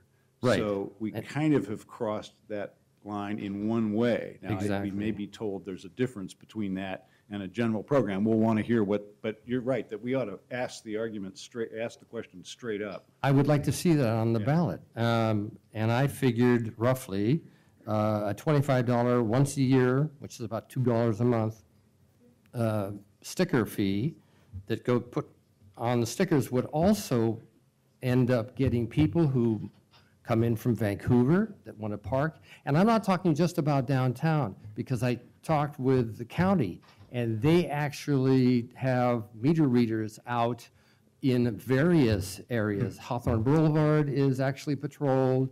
They also patrol Powell Boulevard, several other ones. So we're not just talking about Central City, we're talking about the entire city in terms of where businesses are located, which is where people really want to go. I'm not talking about going into people's garages or their residential neighborhoods to say, hey, you can't park on the street in front of your house. Let me just say thank you for framing the issue, and I think it would be good for us to get something in writing and share from you and see whether you agree with it, get the city attorney to give us an opinion. And I Check would with- be happy to come in and talk with the Check PBOT with the folks. county and Okay, good. let's No, not leave this up in the air. You've raised an idea. Let's make sure that either we can or can't do it. Yeah, it also gets, Mr. Sargent testified earlier, I don't know if you heard him, but, that the goal of getting non-residents to contribute based on the fact that they use the streets too, it obviously is one of the few revenue mechanisms that gets at that problem. Thank you.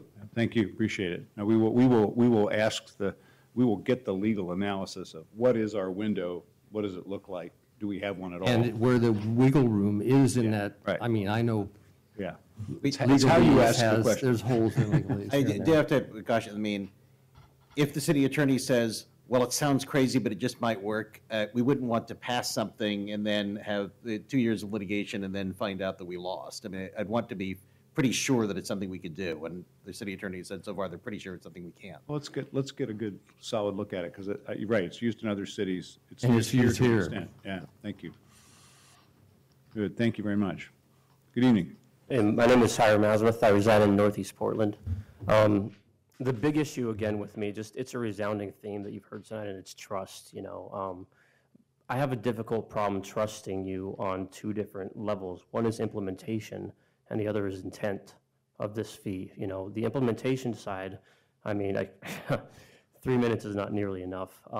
But I mean, just to give a very stark example, Mr. McCullough did an in-depth research on the numbers provided him that he paid, you know, a couple $1,000s for, by the way. And he found thousands of businesses are miscategorized or somehow mischarged. And so there's major issues with that in that, you know, you would have a lot of legal challenges, which would inevitably cost the city more money in legal fees.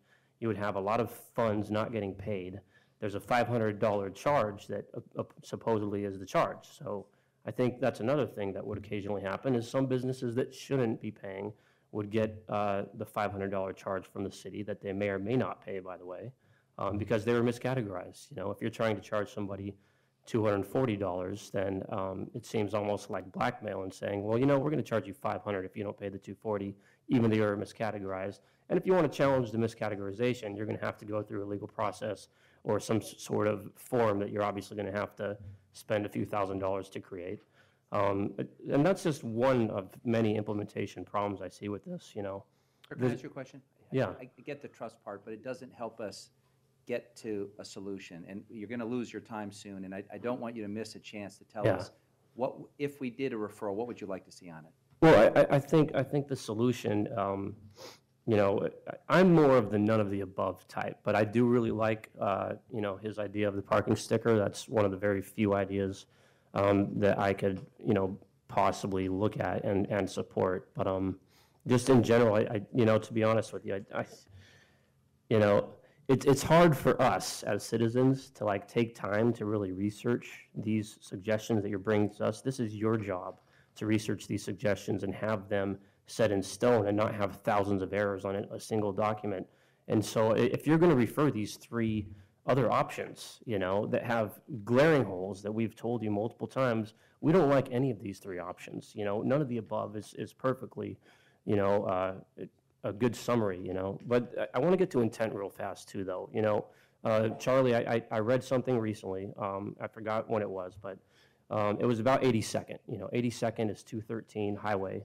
It's managed by ODOT, and apparently you're trying to, you know, take that from ODOT and put it in the city. And I'm wondering, you know, so you keep saying that we need X amount of money and that we don't have enough right now. Why are you asking for more responsibility and for more of a financial burden when in fact we don't have the funds right there to take care of what we can? Could you just answer that for us? Sure, no, I'd be happy to explain that. And then again, I'll give you another minute or a little bit of a minute anyway. If you were convinced that the money needed to be raised, and if you were convinced that we needed to raise, as the auditor and the department have said, somewhere north of $75 million a year, let's say we're going to try for 50, hoping that the legislature does their job. Yeah. Where would you like that to come from? And maybe it's the sticker, but I mean, now and soon, we need those ideas. The reason that we've raised the issue of Powell Boulevard and 82nd and other state highways in the city is that there are all kinds of inefficiencies and problems created for neighborhoods by the fact that we've got these so-called orphan highways in the city. And the proposition that we want to advance with the state is we're not going to take it in its current condition, but in the long run, that ought to be a city street. It looks like a duck, it walks like a duck. People think of it as a neighborhood arterial. But first, ODOT, you need to put that thing into good condition and then deed it over to the city. That's already happened in some cases. Market Street downtown used to be a state highway. Yeah. Parts of Sandy Boulevard have been converted from state highway to city street. So this is an ongoing discussion with ODOT. It's frankly been largely frozen because the state hasn't had the money to put Powell Boulevard in good repair. They need to spend about $50 million on Powell alone, and we haven't had the money to maintain it. Gotcha. But on the assumption that we're going to have some more maintenance money and that they're going to have the money to put these roads in a good condition, I believe that we ought to continue that transition of having the state run the highway system, I-5, I-84, I-205, and the city take care of the arterial streets, regardless of what label has been on them for the last 100 years. That's the theory. So yeah, again, don't have to finish this By the way, conversation. the same principle applies to the larger question of who maintains the bridges. Right. And one thing I have learned as the person who does most of the laundry in my family and goes to the laundromat and does most of the grocery store shopping, goes to Fred Meyer, is that the person who comes up to me because they may recognize me or think that I'm in government very rarely cares which level of government I'm from. They have a concern. And And it seems kind of odd that on streets, you'd have to like first get a lawyer to tell you whether it's federal, state, city, county, and then blah, blah, blah. I think most people would like to know that someone is handling it. So you can, it may be a good idea or a bad idea, but it's been taken up in the past around one entity managing the bridges, some better coordination on the streets.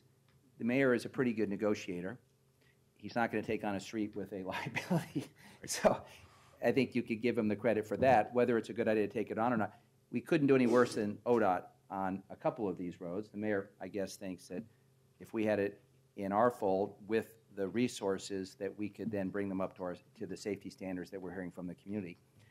But that's not, I hope you don't see that as a trust or intent issue. That may be just a good government issue, and as long as the funding is there, I think we could probably persuade you that we shouldn't have multiple players providing a basic service. Well, not to go too far afield, there's been a huge hue and cry raised from neighborhoods along those streets saying we want to have the ability to plan this street as a main street for our neighborhood, and the state highway department treats it like a state highway.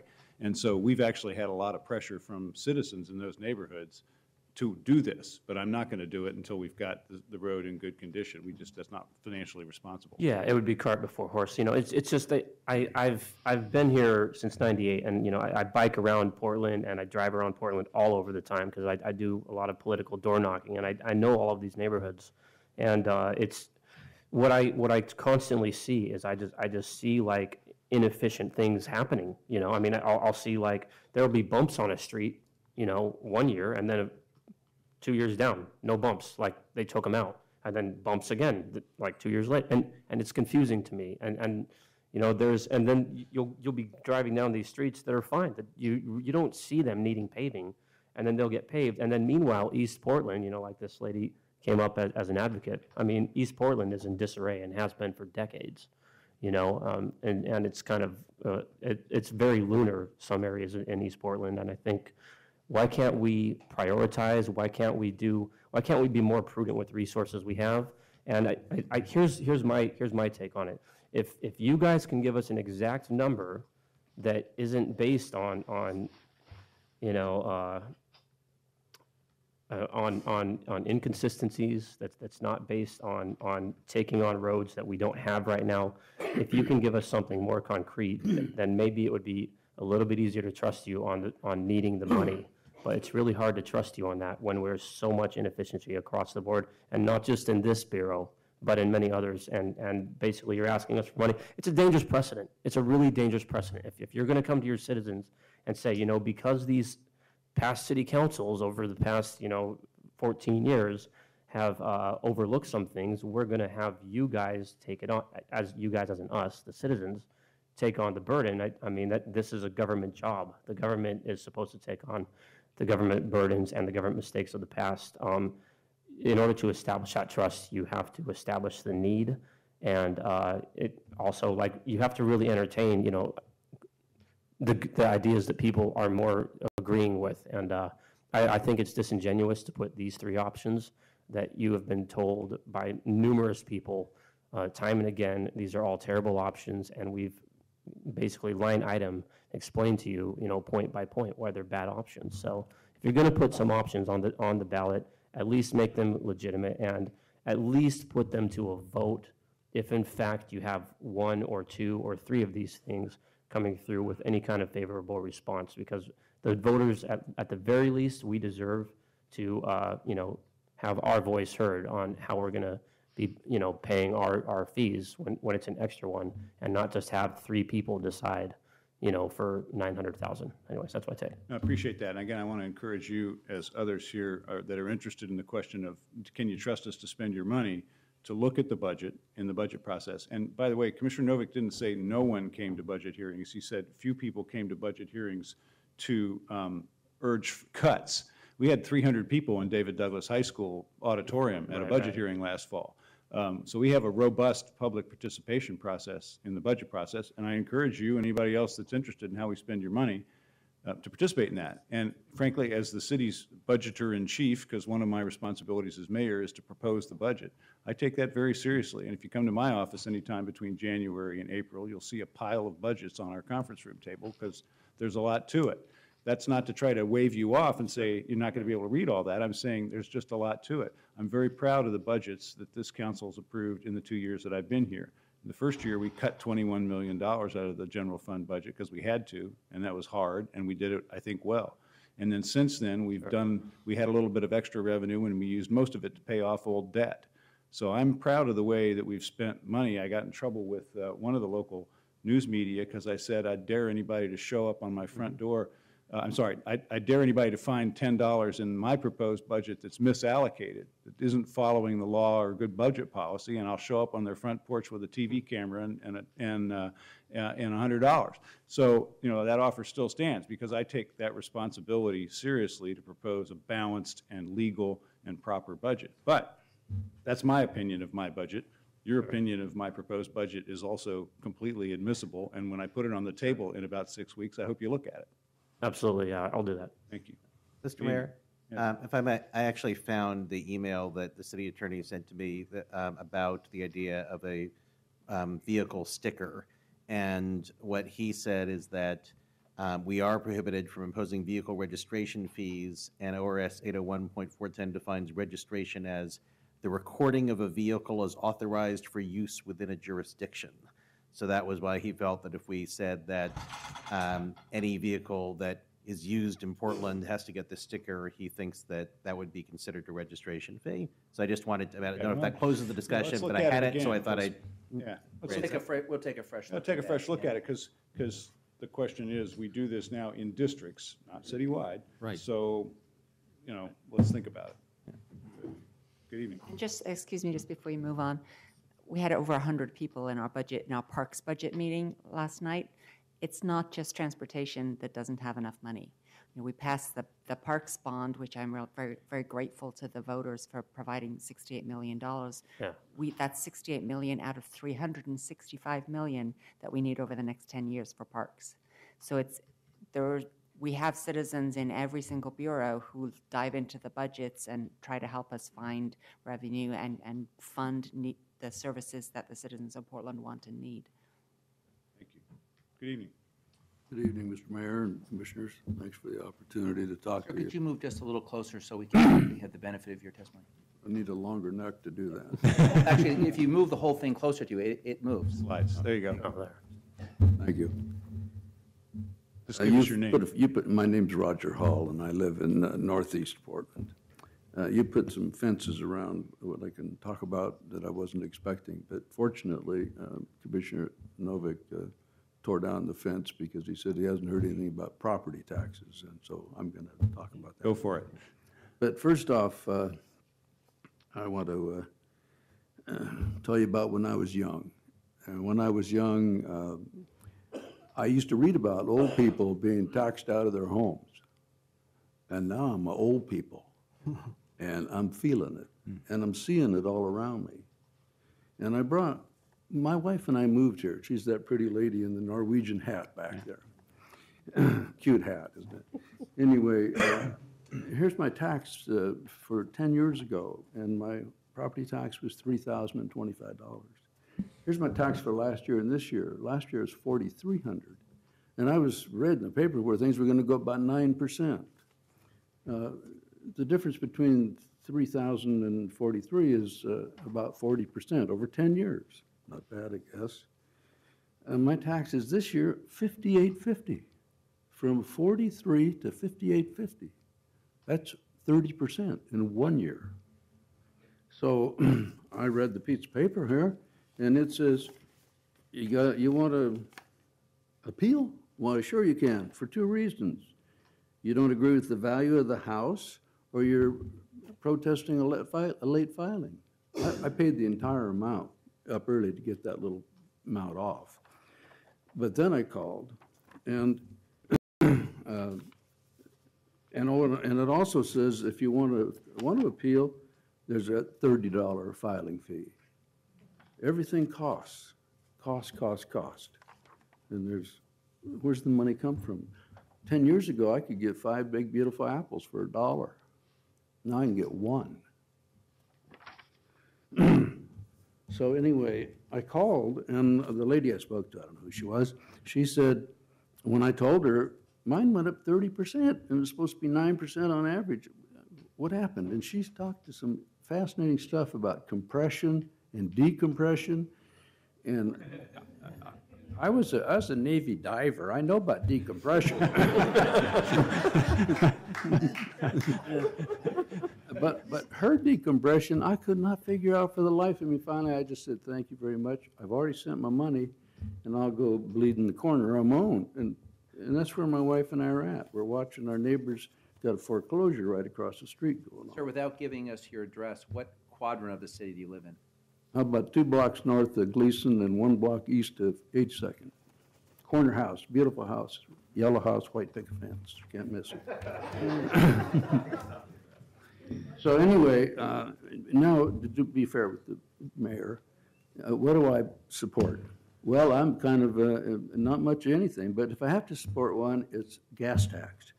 But gas tax has to catch those people that live out there on the outside or right close to the border where they can just drive across 2 blocks to the gas station there and beat it. Am I out of time already? We'll give you a little more. Keep going. Anyway. By the way, that's one of the challenges, sir, with the gas tax. We had the lobbyists for the industry here at one of our hearings explaining that, reminding us that our jurisdiction only covers the city. And if the price is not competitive with other parts of the region, then what we'll be doing is just encouraging people to drive farther to get a better price outside the city, and that's one of the market dynamics and problems with. Well, I'm just saying if they work in town and their paycheck is paid by somebody in town, and I assume there's some way of knowing that, then they should have some kind of fee that somehow they should contribute because they're wearing out the roads. And also the buses and the TriMet and the rail, they need to somehow be assessed because maybe the prices, the tickets have to go up a little bit, whatever, but those people, they're riding the roads too. They just happen to be railroads or buses on the streets. And then I'm really bothered by, I know it's a bad thing to bring up, but it's called PERS retirement. The arts tax, we paid it, and then we found out that we don't owe that, and they don't pay it. Well, and I'm a retiree who doesn't owe it either, but I paid it anyhow. You can't get it back once you pay it. I found that out. So anyway. Sir, I have some good news for you. There's a guy right there who can help you. Mr. Lanham, who administers the program, is going to give you that money back. You are already $35 in the, and if I don't all want the it nice back. things you said about your bride, I That's hope my you take her point. out for a nice dinner That's on my that point. $35 after this. My point is I enjoy the arts, what that provides, and so do the PERS retirees. Whatever we do, you can't use an income tax because if you do, then they're fenced. That's a problem with that. They can't be fenced. I can't be fenced. Nobody who uses these facilities can be fenced, and it's up to you, not me. Don't ask me how to do that. That's your job. Figure out how every person who benefits from whatever it is pays for whatever it is. But now, back to my original point, I agree with the people who said, you gotta, a bottoms-up review. You've got to do what's necessary. I bled when I read about the director of sewers going out here with $250,000. I fired a fair number of people in my life, and I didn't give them anything. Thank you. Appreciate you coming tonight. Appreciate that. And yeah, talk to Mr. Lanham, because if you're a PERS retiree, you might have. I don't want the money back. I want everybody to pay. That's fair. No, we appreciate that point. That is a problem with an income tax approach. So thank you. Thank you. Thank you. And thank you for your donation for the arts tax. I know that a number of PERS employees also do pay for on a voluntary basis. Thank you. Okay, next 3 people, please. Are Richard Essie, I believe it's Lynn Fung, and Michael O'Callahan. Come on up. What about Laura Jackson and you?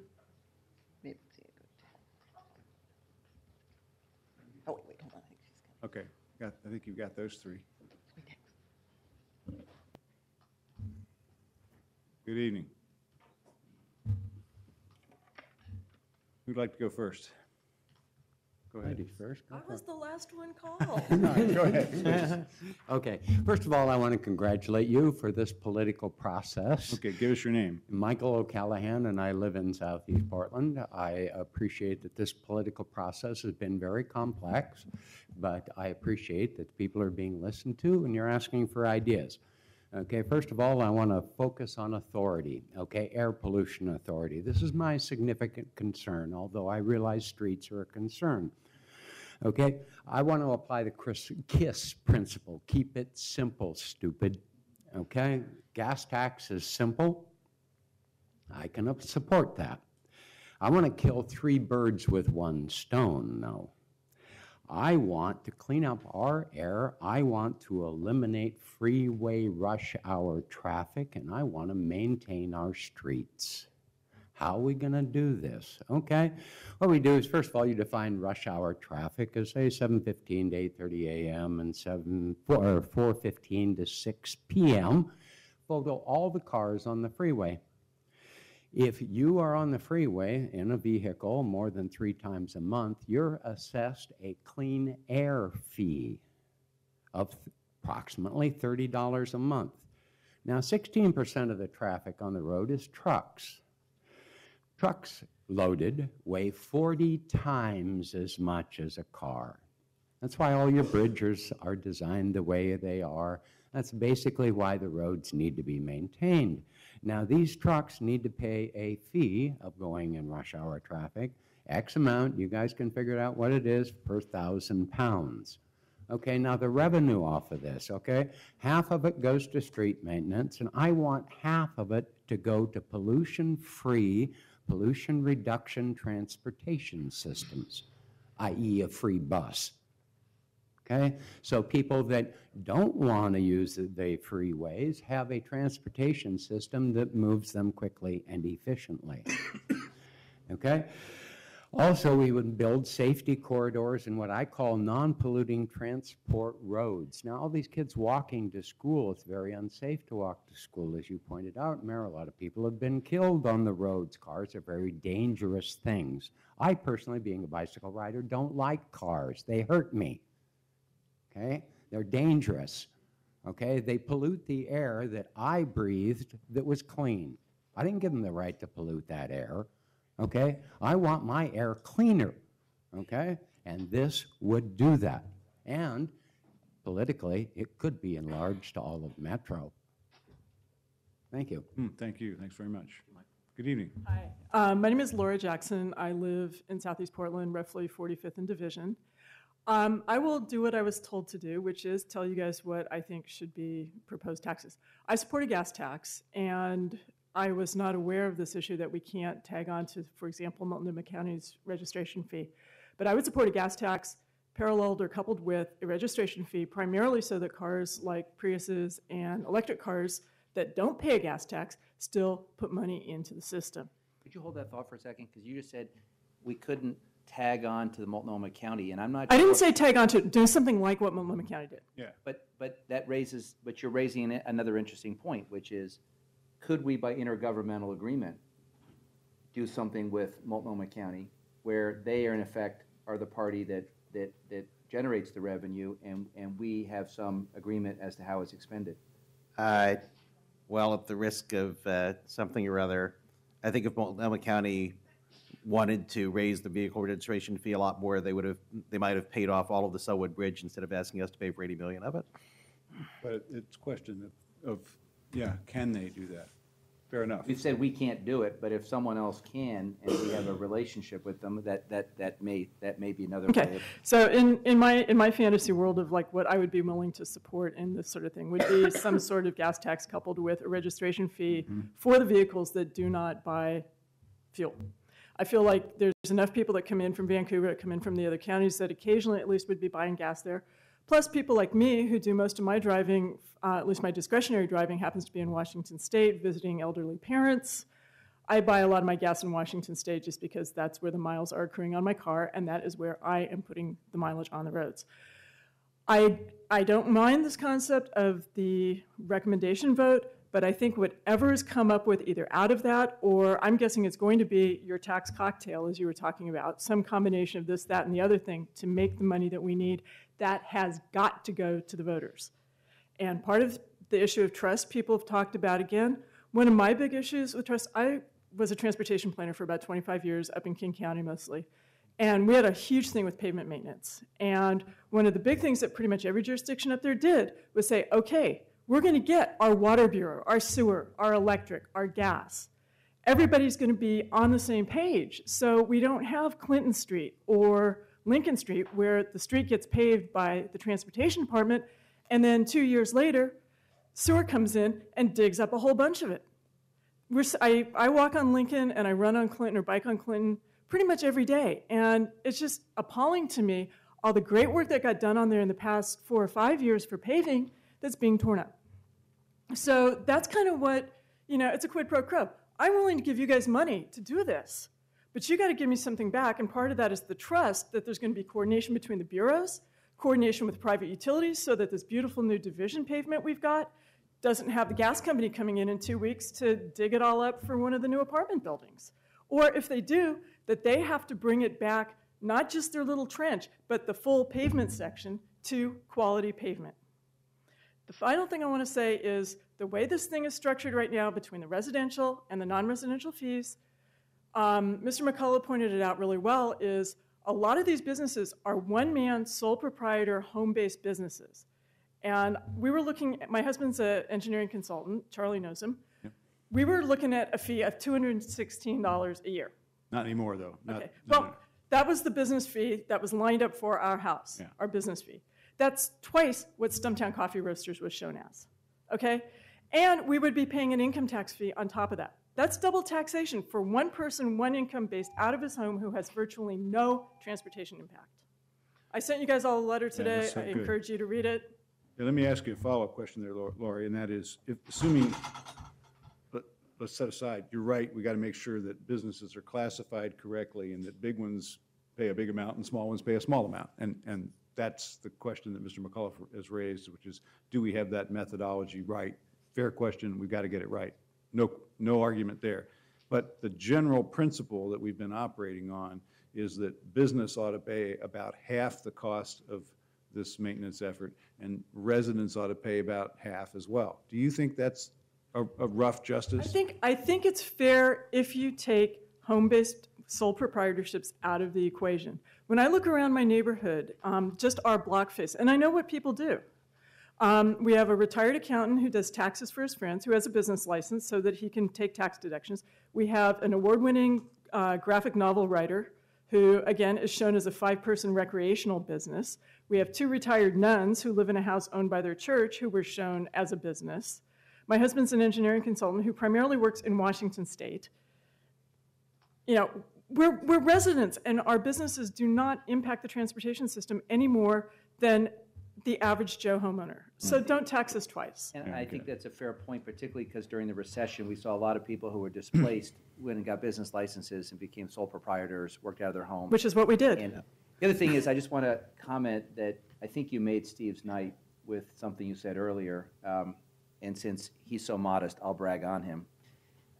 He and Director Treat have already put into place a program that is very innovative, which would actually address a concern you raised earlier, which is to have government and the private utilities and others have a single database of projects so that we don't dig up, pave.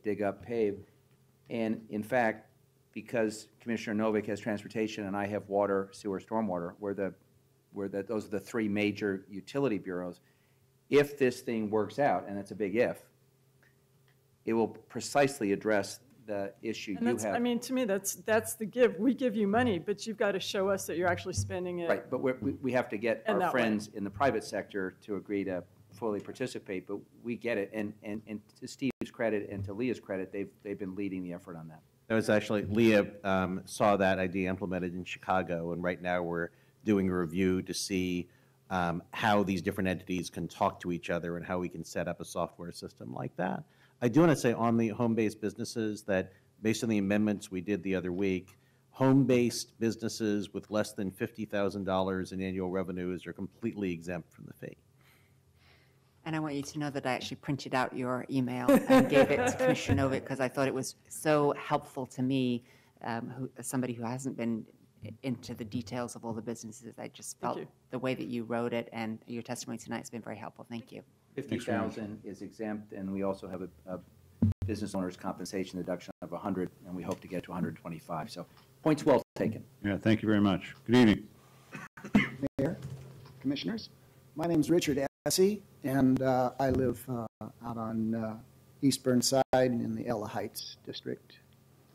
I'm a native, been around here for a little while. I've seen bad streets for a long time. It's really extremely, you guys are really dead on saying that this is really a complicated issue. The damage to the streets, I think, have a lot to do with quality of workmanship, i.e. The sewer issue came through a number of years ago. One contractor put in a little bit, and that street is still perfect. That part of the street that I live on is perfect. Down the rest of the strip where another contractor came in and did the patch, it's all fallen apart. And it's pothole city. It's an issue. Is there a way of addressing quality control in the future? I mean, that's down the road. The quality control will pay off down the road. I was motivated to come here because I was concerned about regressive taxes. An example is the arts tax. It's a flat fee, okay? This person on a minimum income, they feel it, you know? Could be their pills for the month.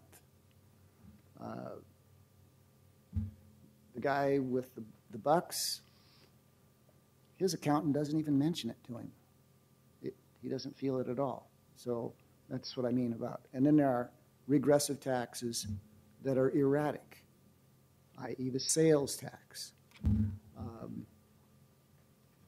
So it makes it really, really complicated, as you guys were saying. But I think that you need something that's stable. A tax on gas, that's also erratic. You've seen the numbers. As things change, as prices go up and down, the consumer uses less, and it is not a stable tax. A payroll tax, that's got a problem because the guys will just move their corporate offices outside of the city. The guys who are paying big enough to make it worth their while. You'll lose a lot of people that way. I think that a sales tax makes no sense because it's going to hurt the small businessman in town with his little gas station, and he's working on cars. But the property tax increase, it's painful, but I think that's the logical approach in terms of consistency.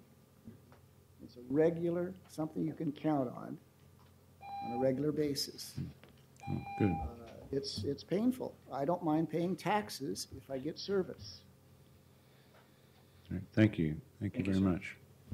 Thanks a lot. Thank you all. Take the next group, please. I believe the last person is you, Faye. Okay, and is there anyone else that didn't sign up that wants to speak? Come on up, please.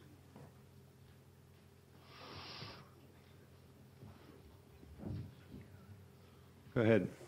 You, go ahead, please. Welcome. Thank you, Mayor. Thank you, Commissioners. And Happy New Year. Happy New Year to you. Thank you. My name is Yute. I am an owner of Mac PCX in Hollywood. We provide computer training support.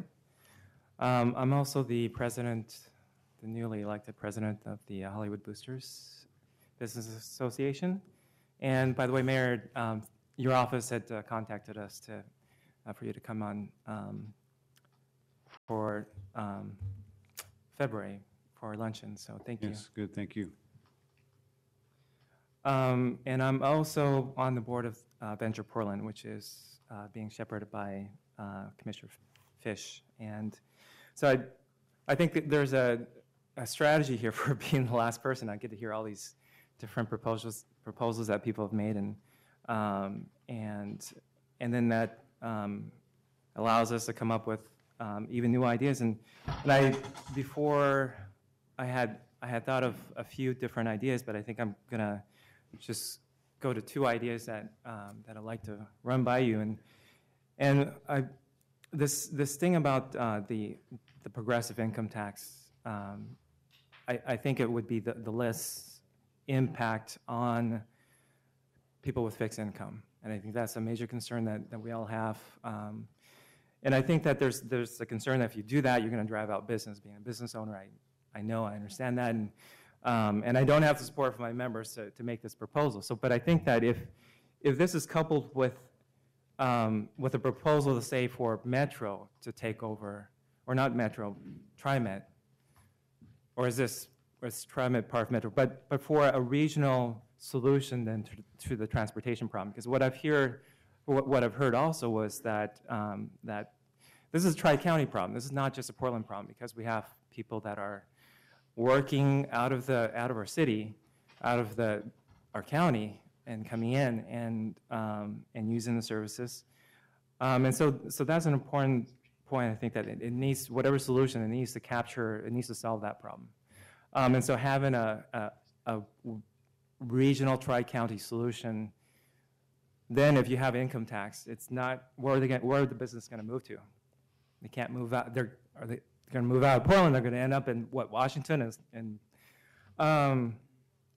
So an alternative solution, and it might be something that is in addition, as well as to look at a neighborhood by neighborhood or district by district or quadrant by quadrant solution, and that's to let a more, so maybe the concept would be to, like, say, have a referendum or have a vote on an office or a procedure for neighbors or neighborhoods or business districts to improve their own roads and have more control over it. And so that, there's a little bit of upfront spending to make that happen.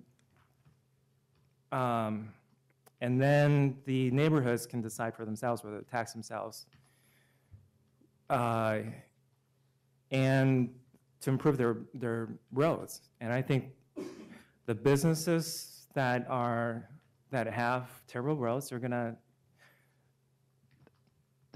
they could make a push to raise the revenue to improve their roads. And I think that for the neighborhoods that don't, and if the roads aren't improved, but they're seen in okay because they have local traffic, I think that could be a win-win for all parts of the city. And I think I'd like to leave with just maybe a general comment that I'd really like that last comment from the gentleman about quality control. And is there maybe it's time for, if there isn't, for a quality control department, or that's cross department. And I think that circling back to the neighborhood idea, and maybe if there's if there's more of a strategic look at not just solving the transportation problem to make it easier for cars to drive through, but to look at it more comprehensively, like how do you go beyond just encouraging people to, like, ride TriMet or using their bicycle to get from point A to point B, but looking at more, like, say, more specifically, how do you get people to travel, spend most of their time traveling within a 2-mile zone? Not a 20-minute, which is if you use technology, you could be like 60 miles, with advancement of technology.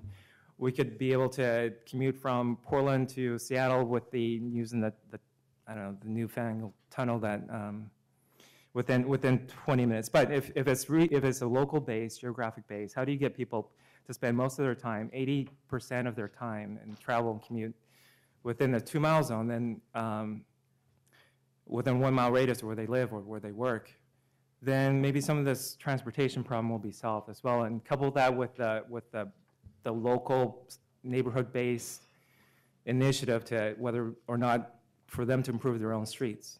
Okay, good, thank you. Yeah, thanks very much. Thank you. Thank you. Good evening.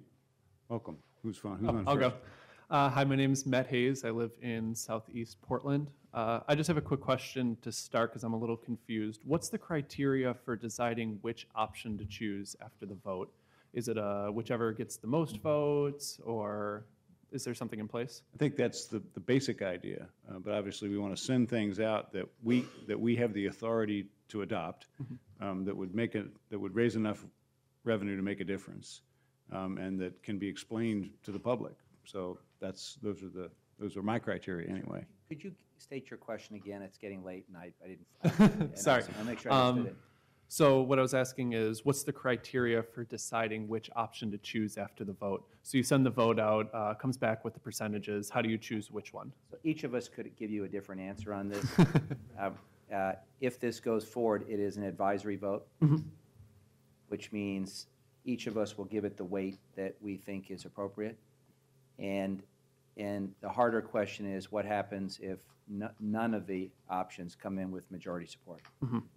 That was the issue I was wondering about, because if there's no minimum threshold, then you mentioned earlier, if someone doesn't like it, that any of these, they can just vote for no for all of them. But if there's no minimum threshold, that option doesn't really mean anything. Because if That's you why end the up, mayor emphasized that it would be an advisory vote. yeah, exactly. So that was just something I wanted to clarify before I made my suggestion. My suggestion would be to replace an existing residential tax or fee, or a set of them, with the street fee in a revenue-neutral manner. That would be my suggestion. And then a specific, that doesn't really address the issue of what mechanism I would want for the street fund. So I guess to make it pretty simple, it would be a fee based on road wear. And I'll refer that to the review process for how to come up with that. You've come up with a few ideas of how to do that, and I'm trying to work through. I'm not going to sit up here and just criticize, because I don't have anything better at the moment, but the next time there's a review process, I hope to have something. Okay, good, thank you. You're Thanks welcome. very much. Good evening. I think you get the last word. My name is Paul Morseri. I live at 16th and Ash in Southeast.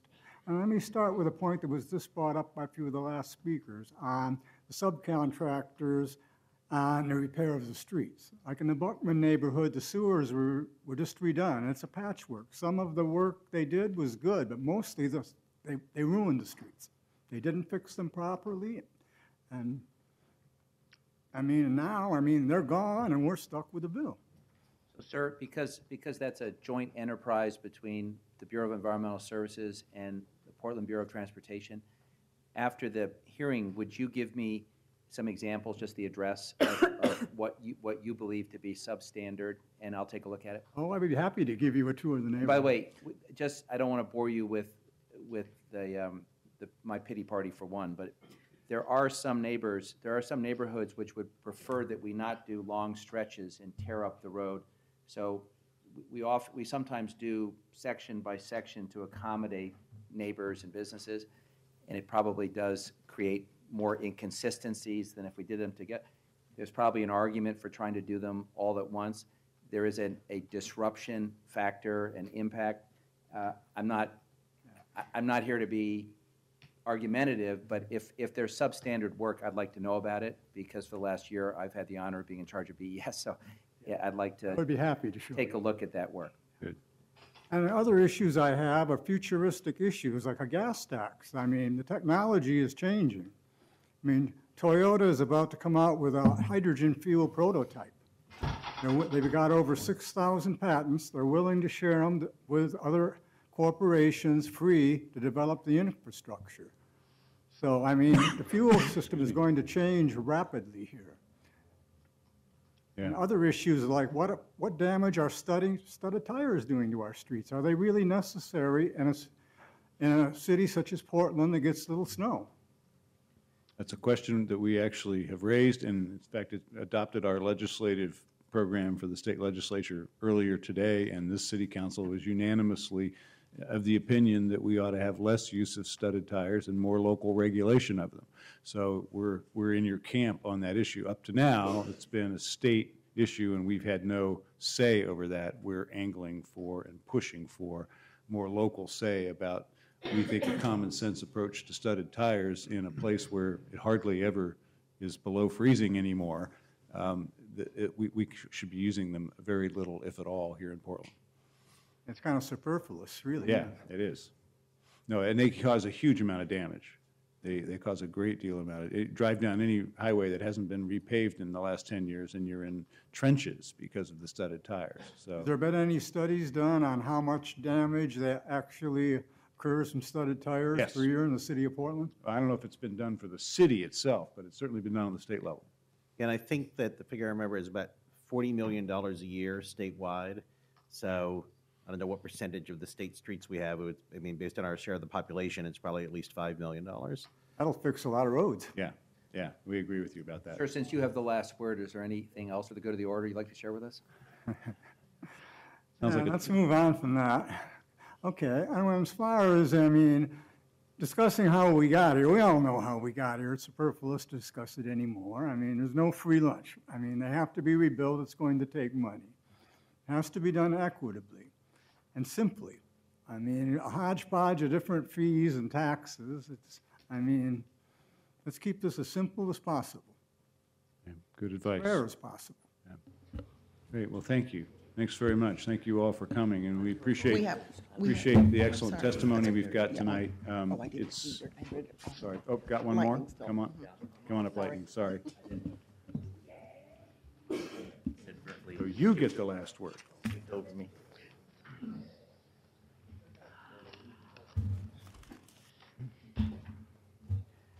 My name is Lightning. I'll represent Lightning Rethink Lab at this time. Commissioner Novick, this reminds me of a song by Billy Preston titled, "Will It Go Round in Circles?" And I like that song. Now, my position on this is I like your user fee. I like the tiered plan, so I do approve of that. One of the issues I've had all along on this, I think you're asking for too much money up front. You've been dropped a lot of the problems on your shoulders. We know that. It's been 10 to 15 years. Been a tremendous amount of neglect. There should have been certain people fired, and I hope they don't have any of their names on any buildings that were part of this in the past.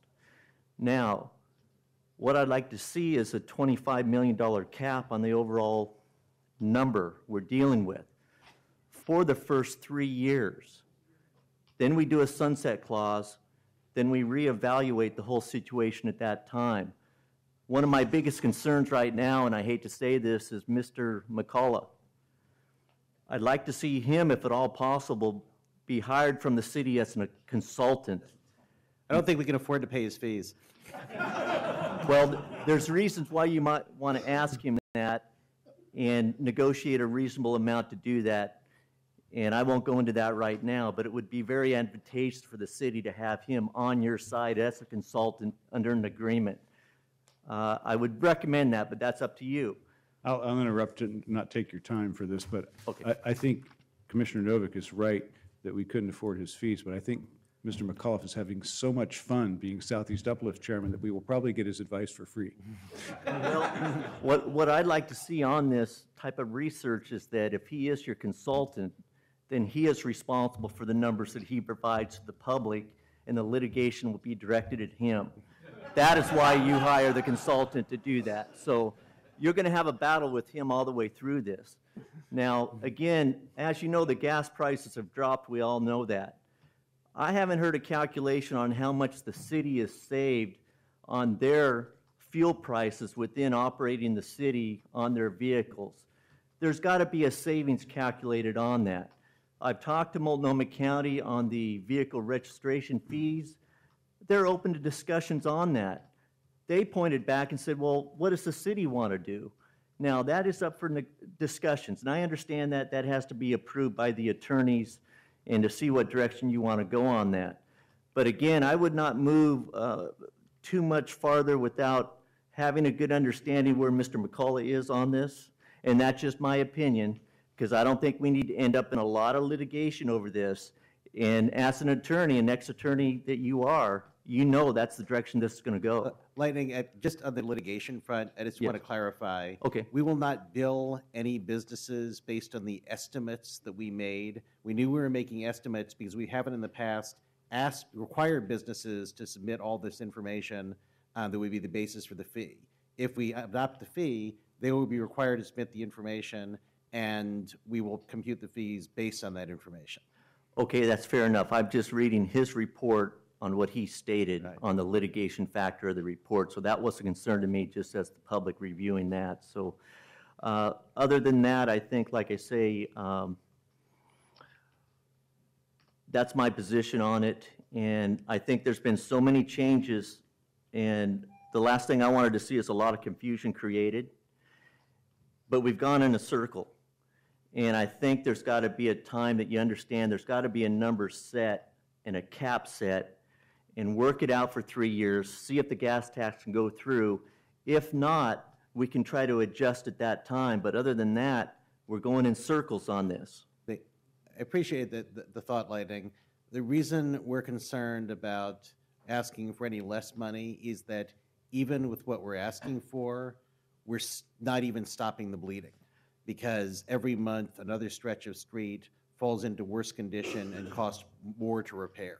You have a calculation on your total number of a 60% toward paving, another 40% toward safety issues. I want to just make sure some of the safety issues are taken care of within the first 3 years. Then I want to see if there's any additional revenue that we can pull within that time frame, and maybe the gas tax can go through also, because we're gambling on that gas tax. That's what it is. We'll see what happens. The county already did a small county gas tax for themselves. And as you know that was at 3 cents if I'm correct. Now, can we get that pushed through at the city level? I don't know yet, but we haven't done it. We need to look at the past and learn from that and not count on it happening too soon. That's my opinion, so thank you for your time. Just as a small correction, it's safety for 46% and paving for maintenance for 54%. I was It's not- using just a close estimate on my numbers. Thank you. Thank you very much. Thanks. Again, I want to thank everyone for coming tonight. What we're going to do is, I'm going to return this item to Commissioner Novik's office, and then it's our intention the week of the 19th, hopefully it will be the evening of the 20th, to have a council hearing and action on a resolution or set of resolutions that will refer the advisory ballot items to the voters. What's on that list is obviously still under discussion among members of the council, and you can continue to write to us by email or call us and otherwise communicate with us and continue this process of making suggestions about what you'd like to see considered. But we've certainly got a lot of very helpful testimony and good ideas tonight, and appreciate you all being here. So I'm returning that item to Commissioner Novik's office. Rachel is saying we need to do, we have one more item, which I think also has to be returned, right? Yeah.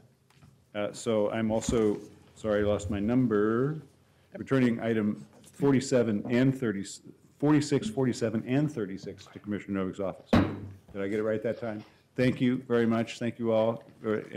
Travel safely to get home, and we're adjourned.